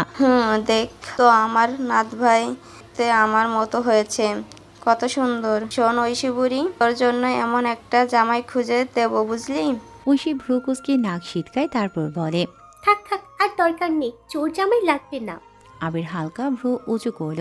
ঠোঁটের কোণে দুষ্টু হাসি। সেও উত্তর দেয়, দাদি ওই বাচ্চা মেয়েকে কে বিয়ে করবে? আমার রুমের দরজার যে হাইট, তাতে ওর মতো মেয়ে 2টা লাগবে ধাক্কা খেতে। ঐশী তৎক্ষণাৎ তেড়ে আসে, চোখে রাগ আর মুখে খোঁচার ঝড় নিয়ে বলে, বাচ্চা? আপনি আবার আমাকে বাচ্চা বললেন? না হয় আমি একটু হাইটে কম, 5 ফুট কি কেউ হয় না? আপনি 6 ফুট 2 ইঞ্চি বলে কি সবাইকে বাচ্চা বলবেন? গন্ডার একটা! গন্ডারের সামনে যে একটা হাড় থাকে ওইটা আপনি। আবির হাসতে হাসতে বলে, ওটা হাড় নয়, শিং বলে। আর আমি শিং দিয়ে এখন বাচ্চাকে গোতা দেব। গন্ডার বলা আমাকে? দাদিমা হাসি আটকানোর চেষ্টা করছেন, কিন্তু ঠোঁট কাঁপছে। আবিরের চোখে একরকম শিকারীর দুষ্ট ঝিলিক। বিছানা থেকে ধীরে ধীরে উঠে দাঁড়ায় সে। গা ছমছমে ভাব নয়, বরং ধীর গতিতে এগিয়ে যায় ঐশীর দিকে, যেন সামনে থাকা শিকারকে ভয় পাওয়ার সময় দেওয়ার সুযোগ সে একদমই দেবে না। তবে ঐশী বুঝতে পেরে ঐশীর সাথে সাথে এক পা পিছিয়ে যায়, কিন্তু মুখের ভাষা এখনো কেটে কেটে বের হচ্ছে ওর। আপনার এই বিশাল শরীর নিয়ে কই আসছেন? কেন? দূরে থাকুন, না হলে কি করবেন? আপনার ওই 5 ফুটের গড়নে কি কোনো নিনজা পাওয়ার আছে? আমার 5 ফুটের ভেতরে এত তেজ আছে যা আপনার মতো গন্ডারকে ধপাস করে ফেলে দিতে পারে। তাই নাকি? আমার ওজন কত জানেন? চুপ! আবির নাটকীয়ভাবে নিজের বুকের দিকে তাকায়। ও ধপাস করে ফেলবে? আমার মনে হয় তুমি ধপ করে আগে পড়ে যাবে। আমার বুক 44-45 কিন্তু। ঐশী রাগে গরম হয়ে যায়, মুখের চোয়াল শক্ত হয়ে আসে। দাদিমা, দেখেছো? আমি শান্তিতে কথা বলছি আর উনি। দাদিমা গাল চেপে হেসে ফেলেন। তোরা যা করছো কর, আমি দেখি, থামবো না। ঐশী বিস্ময়ে তাকায়। দাদিমা, তুমি আমার পক্ষ নেবে না? আবির এক পা এগোয়, ঐশী পিছয়, কিন্তু পিছোতে পিছোতে দেয়ালের সাথে ঠেকে যায়। আবির এবার দুহাত পকেটে ঢুকিয়ে ভ্রু তুলে বলে, এবার বলো, তোমার ওই তেজ কোথায় আসছে 5 ফুটের বাচ্চা ভাব নিতে? ঐশী দাঁত কামড়ে বলে, তেজ এখানেই আছে, কিন্তু আমি এখন দেখাবো না। ভাগেন বলছি। ভাগবো কেন? বাড়িতে ঢোকার সময় আমাকে মা মেয়ে কি অপমান করেছো, তখন তো চিনতে পারিনি, এবার বোঝাবো। ওই দূরে যান এক্ষুনি। আবির একটু এগিয়ে আসে, এতটাই কাছে যে ঐশী তার বুকের উষ্ণতা টের পায়। চোখে মুখে সেই দুষ্টুমি, তার ঠোঁটের কোণে সামান্য হাসি আবিরের। ঐশী হঠাৎ সুযোগ বুঝে দরজার দিকে ঘুরে দৌড় দিতে চায়। ঐশী হঠাৎ দরজার দিকে দৌড় দেয়, কিন্তু লম্বা স্কার্ফটা ঘাড়ে হালকা ফ্লিক করে দিয়ে বাতাসে উড়ছে। ঠিক তখনই তার কাঁধ দরজার কাঁধে ধাক্কা খায়। আহ করে মুখ থেকে ছোট্ট একটা শব্দ বেরোয় ঐশীর। দাদিমা চমকে ওঠে। আরে সাবধানে! আবিরের প্রতিক্রিয়া বিদ্যুৎ গতিতে 2 লম্বা পা দিয়ে এক ঝটকায় ঐশীর কাছে চলে আসে। তার ডান হাত লম্বা করে ঐশীর কোমরের নিচ দিয়ে ঘুরে বুকের পিঠের নিচে দিয়ে পেঁচিয়ে ধরে ফেলে। হালকা হ্যাঁচকা টান দিতেই ঐশী পুরো শরীরটা তুলে নেয়, এমনভাবে যেন বাতাসে ভেসে গেল। কিন্তু সেই মুহূর্তেই ঘটে যায় দুর্ঘটনা। আবির তাকে ধরে রাখতে কোমর হালকা উঁচু করতেই ঐশীর ঠোঁট ফট করে গিয়ে লাগে আবিরের ঠোঁটে। সময় যেন থমকে দাঁড়ায়। ঐশীর চোখ বিস্ময়ে বড় হয়ে যায়। আবিরের চোখে কিছুক্ষণ অবাক হয়ে থাকা, তারপর ধীরে ধীরে নরম এক চাহনি ঠোঁটের স্পর্শের সাথে সাথে বাতাসে মিলিয়ে যায় বাইরের কোলাহল। কিন্তু শোনা যায় দেয়াল ঘড়ি টিকটিক আর কারো দ্রুত হৃস্পন্দন। জানালার পর্দার ফাঁক দিয়ে আসা ল্যাম্পপোস্টের আলো ঠিক ঐশীর চুলে ঝরে পড়ে। তার চোখে এক ফোঁটা কাপা কাপা জলকণা যেন অজান্তেই জলজল করে ওঠে। আবিরের আঙুলগুলো তার পিঠের নিচে আরও শক্ত হয়ে যায়, যেন ছাড়লেই সে ভেঙে পড়বে। ব্যাকগ্রাউন্ডে যেন ভেসে আসে চোখে চোখে কথা হলো না বলা সেই ভালোবাসা। তুমি কাছে থাকো শুধু, থেমে যাক এই পৃথিবীটা। ঐশী নিঃশ্বাসে গরম ভাব। আবিরের ঠোঁট সামান্য কেঁপে ওঠে। কোনো শব্দ নেই, শুধু তাদের মধ্যে এক অদ্ভুত চুম্বক টান। হঠাৎ দাদিমা বলে, আবির, ঐশী, তোমরা কি করছো? ঠিক আছো? দাদিমার গলা যেন বজ্রপাতের মতো ভেসে আসে। দুজনেরই হুঁশ ফিরে। ঐশী ঝটকা দিয়ে সরে গিয়ে নিজের স্কার্ফ ঠিক করতে থাকে, আর আবির মুখ ঘুরিয়ে কাশির ভান করে। কিন্তু লালচে গাল আর তাড়াহুড়ো করে শ্বাস নেওয়া দুজনেরই ভেতরের ঝড় ঢেকে রাখতে ব্যর্থ। দাদিমার ডাকের পর ঘরের বাতাসের রঙই যেন বদলে গেল। এক মুহূর্ত আগে ধীর উষ্ণ সময় হঠাৎ যেন ঠান্ডা এক ঝটকায় ছিঁড়ে পড়ল।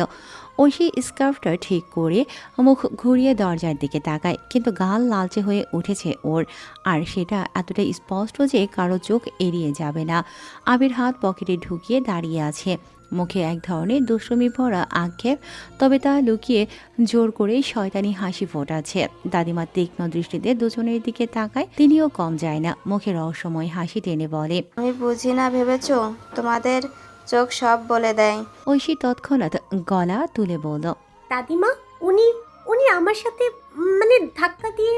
আবির হঠাৎ বাধা দিয়ে বলে, আমি বাঁচিয়েছি, ধাক্কা দেইনি। ওমা, আপনি বাঁচিয়েছেন? আমার ঠোঁটের সামনে এমন করে দাঁড়িয়ে থাকাও কি বাঁচানো বলে? ফাজিল খারুস বেটা। ঐশী তীর ছুড়ল। আবির ভ্রু উঁচু করে শান্তভাবে বলে, তুমি নিজেই লাফ দিয়ে এসেছিলে, আমি তো একদম স্ট্যাচুর মতো ছিলাম। স্ট্যাচু? আপনি তো গন্ডার, স্ট্যাচু কোথা থেকে হবেন? কেবল একটা বড় শিংয়ের অভাব আছে। আবির ঠোঁটে হাসি টেনে বলে, হ্যাঁ, গন্ডার হলেও কি, আমি অন্তত শক্তিশালী। আমার মতো 5 ফুটের বাচ্চার মতো বাতাসে উড়ে যাওয়ার ঝুঁকি নেই। দাদিমা, শুনছো তো? আমাকে বাচ্চা বলে, এখন আবার উড়ন্ত পাখি বানিয়ে দিচ্ছে। দাদিমা এবার হেসে মাথা নেড়ে বলল, তোমরা ঝগড়া করো, আমি যাই দেখি, কথা বলি সবার সাথে। চা আনবো নাকি তোদের জন্য? তবে সাবধান, চায়ের চুমুক যেন ঠোঁটে না লাগে। ঐশী হক চুকিয়ে যায়, গাল আরো লাল হয়ে ওঠে। আবির দুষ্টু হাসি দিয়ে বলে, দাদিমা, চা তো পানীয় জিনিস, কারো নরম জিনিস যদি একটু মেশানো থাকতো তবে মিষ্টি হয়ে যেত। আপনাকে আমি গলা টিপে মারবো। গলা নাগালে পাবে। দুজনকে যেন থামানো যায় না, কেউ কারো থেকে কম চায় না। কিন্তু দাদিমা বাইরে চলে যেতেই দুজনেই এক মুহূর্তের জন্য চুপ হয়ে যায়। চোখাচোখি হয়, তারপর দুজনেই মুখ ঘুরিয়ে ফেলে।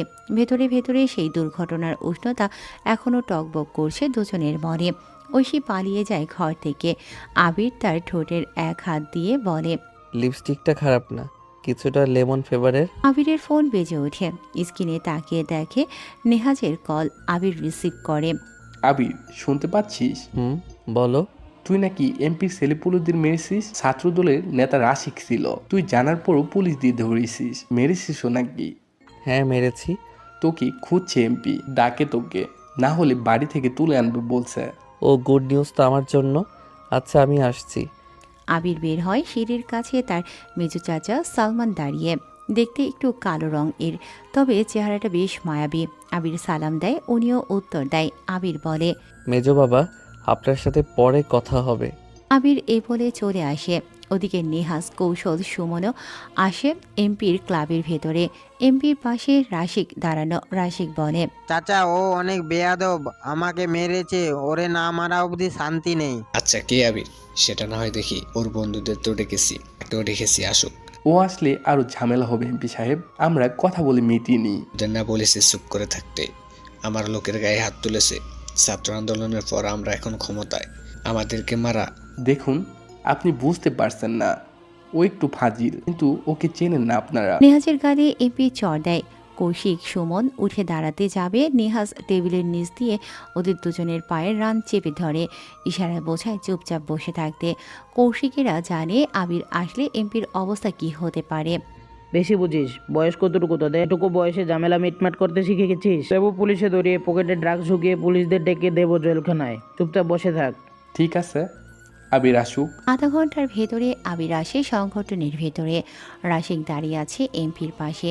আবির গিয়ে সালাম দেয়। চেয়ারে বসতেই এমপি বলে, তুমি আবির? চেয়ারে বসতে বলেছি, দাঁড়িয়ে থাকো। আচ্ছা, বলেন কেন ডেকেছেন? বুঝো না কেন ডেকেছি? আমার লোকদের মারছো তুমি। তারা বলেনি নাকি? তুমি তো বড্ড বেয়াদব। অনেকে বলে, শুনতে তো ভালোই লাগে।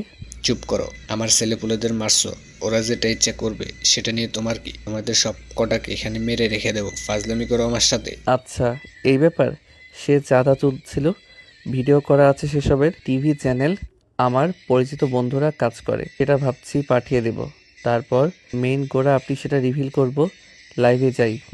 আবিরের কথা শুনে এমপি একদম চুপ হয়ে গেছে। আবির যে পাল্টা অ্যাটাক দেবে সেটা ভাবতেই পারেনি এমপি।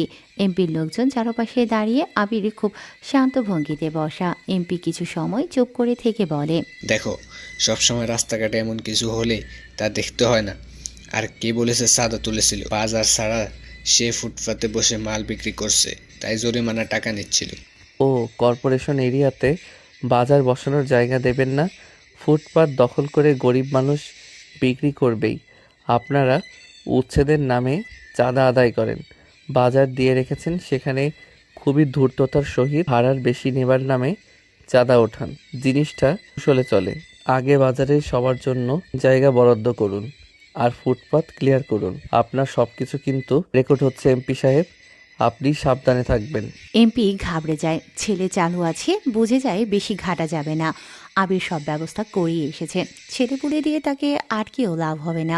আবিরকে গুম করলে ওর চেয়ারই থাকবে না। তাই এমপি সমঝোতার সুরে বলে, আচ্ছা যা হবার হয়েছে, নেক্সট টাইম আমার লোকদের যদি ফিটিয়েছো তবে সমস্যা আছে। নেক্সট টাইম যদি আপনার ছেলেদের আমার সামনে দেখি, সেদিন আপনার ভারপ্রাপ্ত এমপি পদ আমি দেখে নেব। আবির চলে যায়। পেছন পেছন নেহাজরাও বের হলো। আবির বাইকে উঠে বসে, হেলমেট পরতে পরতে কানে আসে, আবিরকে বলবি না কেন এমপি তোদের চর মেরেছে? শুনবে তো আসতে, আর কি ঝামেলার দরকার?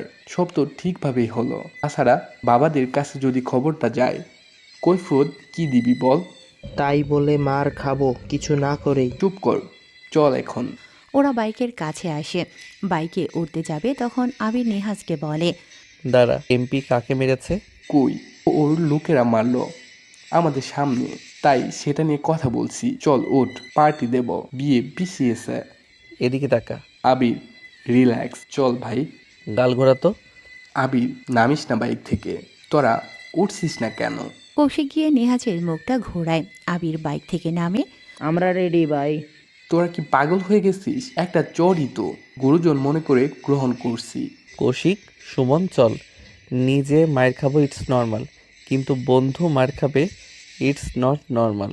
কি করবি দেখ, ঝামেলা বাড়বে। মামা ভয় পাস? ভয় না, কিন্তু তোরা বুঝতে পারছিস না কেন। আবির ক্লাবের ভেতরে ঢোকে। পেছনে সুমন আর কৌশিক। কোনার দিকে কতগুলো হকস্ট্রিক লাঠি পড়ে আছে। আবির গা থেকে শার্ট খুলে গেঞ্জি পরা আছে, শার্টটা কোমরে বেঁধে নেয়। নেহাজ যে ভয়টা পাচ্ছিল সেটাই হতে যাচ্ছে। একই, তোমরা এখানে কেন? কিছু বলবে? আবির এগিয়ে যায় কোনার দিকে, হাতে তুলে নেয় হকস্ট্রিক। আবির ধীরে ধীরে ঘরের কোণার দিকে এগিয়ে গেল। তার হাঁটার শব্দ যেন ভিড় জমা ঘরের ভেতর ঢেউয়ের মতো প্রতিধ্বনিত হচ্ছিল। মেঝের ধুলো, দেয়ালে ঝোলানো নতুন ব্যানার আর কোণের পাশে ঠাসা কয়েকটা হকস্টিক লাঠি, সব যেন নীরব সাক্ষী হয়ে দাঁড়িয়ে আছে। আবির এক হাতে একটা হকস্টিক তুলে নিল। কৌশিক সুমনেও সেটাই করল, শক্ত করে ধরল। আঙুলের হাড় ফেটে ওঠার মতো চাপ। গায়ে তখন শুধু কালো গেঞ্জি, শার্ট কোমরে বাঁধা। ঘামে ভিজিয়ে গায়ে হালকা চকচকে ভাব এসেছে। চোখ দিয়ে যেন তীক্ষ্ণ আগুন বের হচ্ছে। এমপি বলল, একই রে, এখানে কেন? কিছু বলবে? আবির ধীর কণ্ঠে উত্তর দিল, আমার বন্ধুকে মেরেছিস, বন্ধুর জন্য আমি মার খেতে রাজি, কিন্তু আমার সামনে আমার বন্ধুকে মারলে পরিণাম কি হবে সেটা আজ শিখিয়ে দেব। কথা শেষ হওয়ার সাথে সাথে আবিরের ডান হাত ঝটকা মারে। হকস্টিকে ঢোকা প্রথম লোকটার হাতুতে গিয়ে ঠাস করে লাগে। লোকটা মাটিতে গড়াগড়ি খেতে খেতে চিৎকার করে ওঠে। পেছন থেকে দুজন একসাথে ঝাঁপিয়ে এলো। আবির বাঁ হাতে হকস্টিক ঘুরিয়ে একজনের পাঁজরে আঘাত করল, আরেকজনের গলায় হকস্টিকের মাথা ঠেকিয়ে তাকে দেয়ালে ঠেলে দিল। সুমন আর কৌশিকও লাফিয়ে ঝাঁপিয়ে পড়ল, কিন্তু আবির তাদের দিকে না তাকিয়ে বলল, তোরা কাউকে মারবি না, আজ ওদের সাথে আমার হিসাব। এমপির ডান দিক থেকে তিনজন এগিয়ে এলো। একজন হাত তুলতেই আবির নিচু হয়ে তার পায়ের পেছনে লাঠি চালালো। সে সোজা উল্টে গিয়ে অন্য দুজনের গায়ে পড়ল। হঠাৎ পেছন থেকে এক বিশাল দেহি ছেলে আবিরকে জাপটে ধরে। মুহূর্তেই আবির কোমর ঘুরিয়ে পেছনে কোনোই চালিয়ে ছেলেটার পেটে আঘাত করে। ছেলেটার শ্বাস বন্ধ হয়ে হাঁপাতে হাঁপাতে ছেড়ে দিল। এমপি চেয়ার থেকে উঠে দাঁড়ায়। তোকে আজ এখান থেকে বের হতে দেব না, সবাই মার ওটাকে। আবির ধীরে ধীরে তার দিকে এগোতে লাগলো। হকস্টিকের ডগা মাটিতে টেনে এমপির দুপাশ থেকে আরও চারজন দৌড়ে এলো। প্রথম জনকে আবির কাঁধের ওপর দিয়ে স্টিক ঘুরিয়ে মুখে মারল। দাঁত ভাঙার শব্দে বাকিরা থমকে যায়। দ্বিতীয় জনকে এক লাথি মেরে দূরে ছুঁড়ে ফেলল। তৃতীয় জনের হাত ধরে ঘুরিয়ে পিঠের উপর ফেলে দিল। চতুর্থ জন আসতেই আবির স্টিকটা তার পেট বরাবর ঠেলে তাকে চেয়ারের ওপর ফেলে দিল। এমপি পিছিয়ে যেতে লাগলো, কিন্তু আবির এগিয়ে গিয়ে স্টিকের মাথা তার কাঁধে ঠেকিয়ে বলল, বন্ধুর গায়ে হাত দিতেই সাহস লাগে, কিন্তু আজ সেই সাহসের দাম দিচ্ছিস। এক ঝটকায় স্টিক ঘুরিয়ে এমপির হাঁটুতে আঘাত করল। এমপি কাতরাতে কাতরাতে মেঝেতে পড়ে। আবির তার দিকে নিচু হয়ে তাকিয়ে ঠান্ডা কণ্ঠে বলল, এবার থেকে আমার বন্ধুদের দিকে তাকাবার আগে নিজের পরিণতি মনে রাখিস। এমন সময় রাশিক এসে আবিরের পিঠে বাড়ি দেয়। আবির সোজা হয়ে রাশিকের মাথায় সোজা জোরে বাড়ি মারে। রাশিক পড়ে যায় সেখানে, আর কেউ দাঁড়িয়ে নেই। ক্লাবের ভেতরে শুধু গোঙানি আর মেঝেতে পড়া স্টিকের শব্দ। নেহাত, সুমন আর কৌশিক অবাক হয়ে দাঁড়িয়ে আছে। তাদের বন্ধুর মুখে তখনও সেই ঠান্ডা নির্দয় দৃষ্টি। আবির হক স্টিকটা কোণার দিকে ছুঁড়ে ফেলল, তারপর গায়ের ঘাম মুছতে মুছতে বেরিয়ে গেল। পেছনে পড়ে রইল ভাঙা চেয়ার, ছিটকে যাওয়া চায়ের কাপ আর 10 জন কাতরানোর মানুষ। কি করলি তুই? এমপি যদি এখন ঝামেলা পাকায়? এমপি আমি চলতো। আবির বাইক চালিয়ে চলে আসে। ওরা 3 জন জানে আবির যেটাই করুক, ওর বন্ধুদের গায়ে হাত দিলে আবিরকে আর আটকানো যায় না। বাড়ির সবাই বসে আছে খাবার টেবিলে। আবিরের কোনো খোঁজ নেই। ফারিনা, ইয়াসমিন রেগে আছে। বাড়ির সবাইকে ভালো মতো টেক কেয়ার করতে পারলেও আবির হয়েছে একদম ওর বাবার মতোই বেয়ারা। বারবার ফোন দেখছে ফারিনা। আবিরের ফোন বাজলেও রিসিভ হচ্ছে না। সালমান বলে, আরিতার মা, চিন্তা করছো কেন? রাত সবে 11টা বাজে, খাবার শুরু করো, আবির আসবে। চুপ থাকো বেয়াদবটা, আজকে আসুক, ওর কপালে দুঃখ আছে। না বলে সে বের হয়েছে, ফোন দিলেও ফোন ধরে না। ভাই, আমার ছোট বউ, তোমরা খেতে শুরু করো। বজ্জারটা আজকে আসুক। ম্যাজিস্ট্রেট ফোন করে তোমার ছেলের আকামের কথা বলছে, আসুকও। এমন সময় কলিং বেল বেজে ওঠে। ফারিনা গিয়ে দরজা খোলে। আবিরের জ্বর এসে গেছে একটা বাড়ি খেয়ে, কিন্তু মাকে দেখেই জ্বর যেন কিছু সময়ের জন্য চলে যায়। ফারিনা কিছু বলতে যাবে, তার আগেই আবির এসে ফারিনাকে জড়িয়ে ধরে বলে, মা, তোমাকে অনেক ভালোবাসি। একটা তো তোমার ছেলে, তুমি জ্বালাতন সহ্য করবে না তো কে করবে? পরের মেয়ে আসলে কি সহ্য করবে তুমি বলো? ফারিনা এক কথাতেই কাঁদ। ছেলের এমন আকস্মিক কাণ্ডে তিনি চুপ। বিশাল পাহাড় সমান রাগ কোথায় যেন উড়ে গেছে। ছেলের মাথায় হাত বুলিয়ে বলে, টেনশন হয় রে, জানিস না কত ভালোবাসি তোকে। এভাবে না বলে যেতে হয় না বাবা। 1 মিনিট তুই এমপির ওখানে ছিলি। আবির কট খেয়ে গেছে, তবে মাকে ছাড়ে না। সালমানের দিকে তার মা তাকিয়ে বলে, দেখ তোর ছেলে কেমন হয়েছে, পুরো তোর কপি। এটাকেই বলে প্রকৃতির নিয়ম। বড় বউ, ছাড়ো আমার ভাইয়েরে। আবির, এদিকে আয়। দাদিমার ডাক শুনে আবির দৌড়ে যায় তার পাশে। ঐশীর পাশেই বসলো। তার সোজা মেজো চাচা সালমান বসা। আবিরের দিকে তাকিয়ে আছে। আবির সালমানকে বলে, মেজো বাবা খাচ্ছেন না কেন? খাওয়া শুরু করেন। আপনি নাকি অনেক ডেঞ্জারাস একটা উপজেলা, আপনার কথাই চলে। আমি তো ভাবছি গ্রামে গিয়ে আপনার নাম করে যত প্রকার বাতরামি। গ্রামে যাওয়া হচ্ছে না। বিয়ে হলে ছেলে এখানে এসে করবে। আমি বিরাট বড় কমিউনিটি সেন্টার ভাড়া করব। আহ বাবা, গ্রামে যেতে হবে, না হলে তোমার বউকে নিয়ে আমরা যাব। আবির থাম। বাবা, একটা কথা বলবা? আমি তোমাকে ভালোবাসি, তুমি আমাকে ভালোবাসো না? হ্যাঁ। তাহলে আমি যদি কোনো মেয়ের জন্য চলে যাই, যে কারণেই হোক চলে যাই, তোমার খারাপ লাগবে না? এসব কি? দেখো, দাদুর উপর রাগ করে আর কত থাকবে? আমি শুনেছি রোজ রাতে তুমি তোমার মা বাবার জন্য কেঁদেছ। আর মেজো বাবা কিন্তু আপনার জন্য অনেক কেঁদেছে। আপনি যে এসেছেন উনি বুঝবে না, আসলে বাবার দিকটাও ভাবা দরকার। আবিরের কথা শুনে সবাই চুপ হয়ে গেছে। সাদমান তাকায় তার স্ত্রী ফারিনার দিকে। ফারিনা ইশারায় হ্যাঁ বলে। দাদিমা আবিরের কানে কানে সালমানের কথা বলে। সালমান আবিরের দিকে তাকায়। আবির ইশারায় তার বাবার সাথে কথা বলতে বলে, ভাইয়া, 25-26 বছর আগে যা আবার হয়ে গেছে। তুই ওর আগে ছিলি, আমিও যেতে ছিলাম। হয়তো ভাগ্যে এটাই ছিল, তাই ঘটেছে। এখন দেখ, কেউ খারাপ নয়। আল্লাহর রহমতে সবাই ভালো আছি। তুই দেখ, ফারিনা ভাবির দিকে দেখে মনে হয় তোর বাদে আমাদের আরেকটা মা বসে আছে। তুই আসলে ভাগ্য করে ফারিনা ভাবিকে বউ হিসেবে পেয়েছিস। সব রাগ জিদ ভুলে চল না বাড়িতে। বাবা অনেক অসুস্থ হয়ে পড়েছে, তোকে দেখার জন্য খুব করে চেয়েছে। সারাদিন বড় খোকা বলে কত কি শোনাই। তুই বল, তোর যদি এমন রাগ জিদ থাকে, আমারও কতটা বেড়েছিল। সব মেনে এসেছি, চল গ্রামে। দাদি ইশারা করে সালমানকে। সাদমানের হাত ধরতে। সালমান দেরি করে না, বড় ভাইয়ের হাত ধরে সাদমানের চোখ দিয়ে পানি গড়িয়ে পড়ে। আর আবির ঠিক সেই সময় উঠে গিয়ে দুজনের মাঝখানে গিয়ে জড়িয়ে ধরে দুজনকে। সাদমান বলে, ঠিক আছে, যাব গ্রামে। সত্যি ভাই? রে, আমরা গ্রামে যাব। থাম, বিয়ের জন্য পাগল হয়ে গেছে। চুপ কর বেলাজ। আবির এসে বসে দাদির পাশে। আবিরের বাম পাশে ঐশী, ডান পাশে দাদিমা। ঐশী খাচ্ছে চুপচাপ। আবির হঠাৎ ঐশীকে খুব আস্তে করে বলে, আমার যদি এত সুন্দর হাত থাকতো তাহলে খাবার আর হাত দিয়ে খেতাম না, চপস্টিক দিয়ে খেতাম। আমাকে কি কিছু বলছেন? না, বাচ্চাকে বলছি। আমি বাচ্চা না, আপনি লম্বু ঢ্যাঁড়স। আবির ঐশীকে চমকে দিয়ে ঐশীর পেছন থেকে খোপা করা চুল টেনে দেয়। ঐশী আউস বলে ওঠে, চুলগুলো খুলে পড়ে পিঠে। কালার করা চুলের নিচের দিক ঐশীও কম যায় না। সে আবিরের মাথার চুল মুঠো করে ধরে। আবির তার আঙুল একসাথে করে ঐশীর নাকের উপরে ঠাস করে মারে এক টোকা। ফারিনা গম্ভীর কণ্ঠে বলে, এসব কি? তোরা দুজন মারামারি করছিস কেন? চুপচাপ খা। আমি না মা, সে আবার কথা বলে।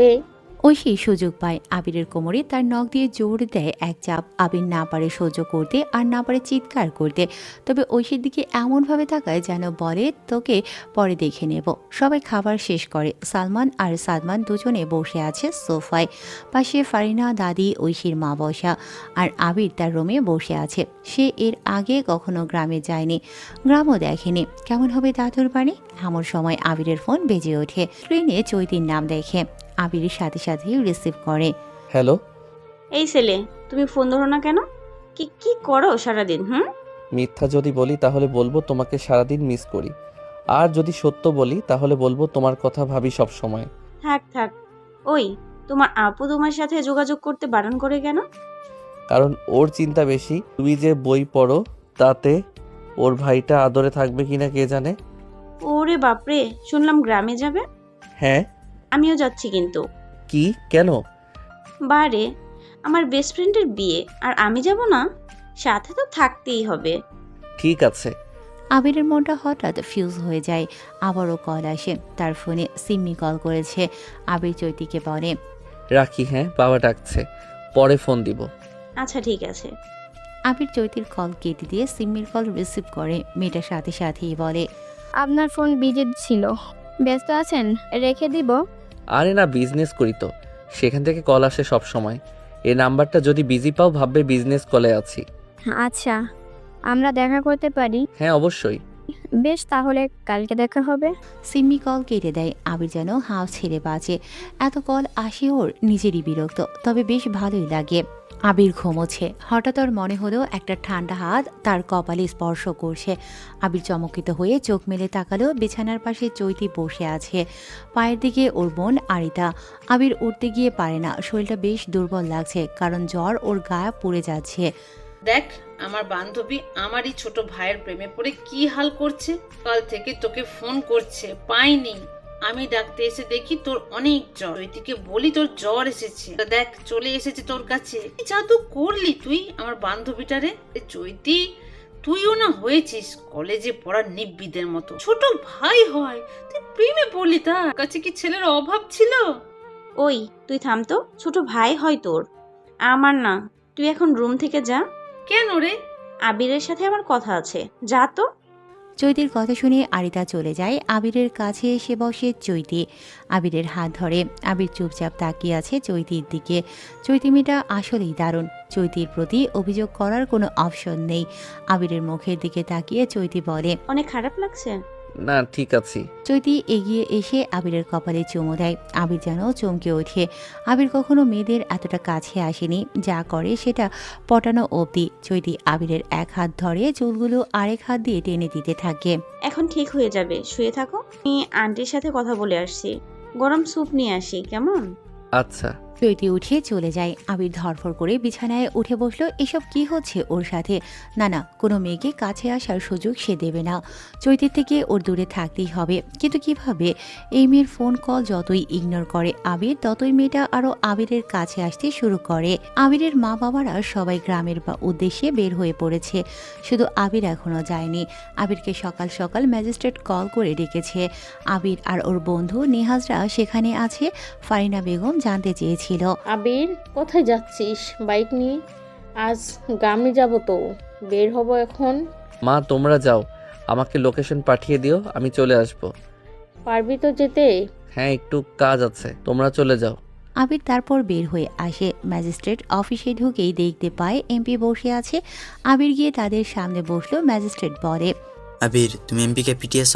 জানো আমি না থাকলে কি হতো? আঙ্কেল, প্রথমত কোনো মানুষ অন্য কোনো অপরিচিত মানুষকে অকারণে মারে না। নিশ্চয়ই তিনি কারণ বলেছে কেন আমি মেরেছি। ম্যাজিস্ট্রেট এমপির দিকে তাকায়। এমপি কিছু বলে না। আবির মুস্কি হেসে বলে, ওনার লোক চাঁদা চাইতে গিয়েছিল, এসব রেকর্ড আমার কাছে আছে, প্রমাণও আছে, সাক্ষীও এনে দিতে পারি। যেহেতু সে আপনার অবধি এসেছে, আমি চাই আদালত তার নামে এসব দেখে কেসটা করে আসি। কি বলেন? আবির, সেজন্যই তো তোমাকে ডাকা। যা হবার হয়ে গেছে, তুমি এসব কিছুর ভিতর আর এসো না। ঠিক আছে। আবিরেরা বের হয়। নেহাজ আবির রেডি হয়ে এসেছিল। বাকিদের বিদায় দিয়ে ওরা দুজন গ্রামের উদ্দেশ্যে রওনা দেয়। বিকেলটা যেন একটু বেশি নিঃশব্দ। আকাশে মেঘ, বাতাসে হালকা শীত শীত ভাব, আর নদীর পানির নিচে যেন এক নিঃশব্দ হাহাকার ভেসে উঠছে। বিশাল ব্রিজটার উপর দাঁড়িয়ে আছে আরিশা। তার চোখে পানি, চুলগুলো এলোমেলো হওয়ায় উড়ছে। সে ব্রিজের রেলিংয়ের একেবারে কিনারায় দাঁড়িয়ে নিচের দিকে তাকিয়ে আছে। নিচে ঢেউ খেলানো বিশাল নদী, পেছনে মানুষের ভিড়, পেছনে অনেকে দাঁড়িয়ে তাকে বলছে, নেমে এসো, ভয় লাগছে আমাদের, তুমি এখানে কেন? হ্যাঁ, কিন্তু আরিশা কারো দিকে ফিরেও তাকায় না। তার মুখটা যেন সব অনুভূতিকে পেছনে ফেলে কঠিন এক সিদ্ধান্তে পৌঁছেছে। ঠোঁট কাঁপছে, কিন্তু সে কথা বলছে না। কণ্ঠটা কেমন ভারী মনে হচ্ছে, তবুও তার ভেতরের কষ্ট যেন শব্দের আড়ালেও জল করে। সে বলে, আমি মরতে এসেছি, কেউ যদি আমাকে বাঁচাতে আসে আমি তাকে নিয়ে ঝাঁপ দেব। এক মুহূর্তেই ফিরে ছড়িয়ে পড়ে ভয়। কেউ আর সাহস করে সামনে এগোয় না। যেন এক জটিল মাইন্ড ফিল্ডে পা রাখার ভয় জেগেছে সবার ভেতরে। সবাই থমকে দাঁড়িয়ে গেছে। আরিশা ফুপিয়ে কাঁদে। সে বলে, আমার মা আমাকে আজ বকেছে, আবার বলেছে আমি নাকি বাবার মতো হয়ে যাচ্ছি, সবসময় কথা বললেই বকা। আজ সকালে বলেছে চলে যা ঘর থেকে, তো আমি চলে এসেছি।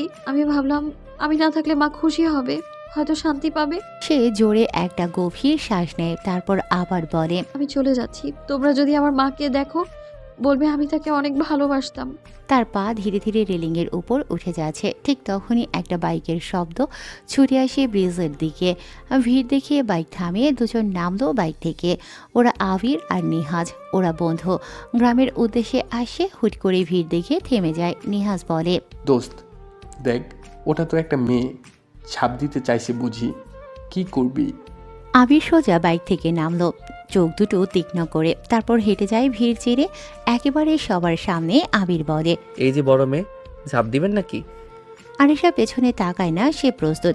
ঠিক সেই মুহূর্তে সে লাফ দেয়, তবে সে পড়ে না। কেউ একজন তার হাত ধরে রেখেছে। আরিশা চমকে ওঠে। ঝুলছে সে ব্রিজের কিনারায়। মাথা উঁচু করে দেখে একজন সুদর্শন ছেলে, হালকা দাড়ি, চোখে অদ্ভুত সাহস, আর ঠোঁটে এক বাঁকা হাসি নিয়ে তার হাত শক্ত করে চেপে ধরেছে। আর সেই ছেলেটাই আবির।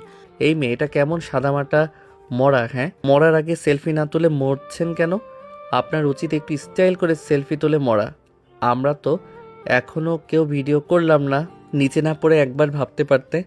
আসেন আসেন। ছাড়ুন, আমি মরবো। আরিশা কাপা কণ্ঠে বলে। আবির চোখ মেরে চেয়ে বলে, মরার আগে তো একটা ব্যাপার ক্লিয়ার করা দরকার। নিচে লাফ দিলে যদি কোনো বড় মাছের উপরে গিয়ে পড়েন, মাছটাও তো মরে যাবে। আপনি মরার সময় অন্যজনকে নিয়ে কেন মরবেন? ফালতু কথা বলবেন না, হাত ছাড়ুন আমার। আর কে আপনি? হ্যাঁ, আরিশার কণ্ঠ রাগে কাঁপে, কিন্তু আবির মুস্কি হাসে। সে জানে এই মেয়েকে কিভাবে ঠান্ডা করতে হবে। আবির বলে, পরিচয় জেনে মরতে চান? তবে আমি কিন্তু খালি ফালতু কথা বলি না, মাঝে মাঝে গানও গাই, শুনবেন? আচ্ছা শোনাই। ও সকিনা গ্যাসোস কিনা ভুইলা আমারে, আমি এখন ব্রিজে ঝুলি একটা মাইয়ার লগে, থাক আর না গাই। নিচে নদী আছে, স্রোতা নেই, গিয়ে কি করব? হাততালি তো দিতে পারবেন না আপনি? আরিশা হেসে ফেলে। এ ছেলে একটা আস্ত ফাজিল, সেটা আরিশা বুঝে যায়। তবে ততক্ষণে ব্রিজের লোকজন হতবাক হয়ে তাকিয়ে আছে। কেউ ভাবেনি একটা ছেলে এভাবে ঝুঁকি নিয়ে কারো জীবন বাঁচাতে পারবে। আবির মুস্কি হেসে আবার বলে, আচ্ছা একটা প্রশ্ন করি, মরার আগে কিছু বলার থাকে না? মুভিগুলোতে তো সবাই বলে, মা আমি চলে যাচ্ছি, জান বিদায়, তোর বাচ্চা আমার পেটে, না মানে এমন টাইপের কি কিছু বলার আছে আপনার? আরিশা কিছু বলতে গিয়েও থেমে যায়। চোখে পানি চলে এসেছে, গলা ভার হচ্ছে। সে বলে, আমি মাকে অনেক ভালোবাসি, কিন্তু উনি তো বোঝে না। আমার ছোট ছোট ভুলে সবসময় বাবার মতো বললে আমার বাবা মাকে অনেক ভালোবাসে, তবু কেন যে মা বাবার সাথে সবসময় ঝগড়া করে আর দোষ সব আমার হয়? আবির একদম সিরিয়াস হয়ে যায়। এবার বলে, তুই জানো আমার দুটো মা নেই, মারা গেছেন আমার বাবার বিয়ের আগে, কিন্তু সেদিন শুনলাম তিনি মরেননি, বাবার এক্স হয়ে আছে, মানে তিনি আমার এক্স মা। তাই এখন ইচ্ছে করলেও বলতে পারি না, এক্স মা আমি তোমাকে ভালোবাসি। তবে তুমি তো পারো, এখনো পারো, মাকে গিয়ে বলবে ভালোবাসি, দেখবে সব ঠিক হয়ে গেছে। আরিশা হেসে ফেলে। সে চোখ মেলে তাকায় আবিরের দিকে, কিছুটা অভিমান করে বলে, এই তো বলেছে চলে যেতে, আমি চলে যাচ্ছি। না হয় এমন মেয়ে না থাকাই ভালো। আবির হাসে, সিরিয়াসনেসও যেন আরিশাকে হাসাচ্ছে। আচ্ছা একটা কথা বলি, পৃথিবীতে এমন মানুষ নাই যে বলে না চলে যা, কিন্তু মনে মনে চায় যেন সে না যায়।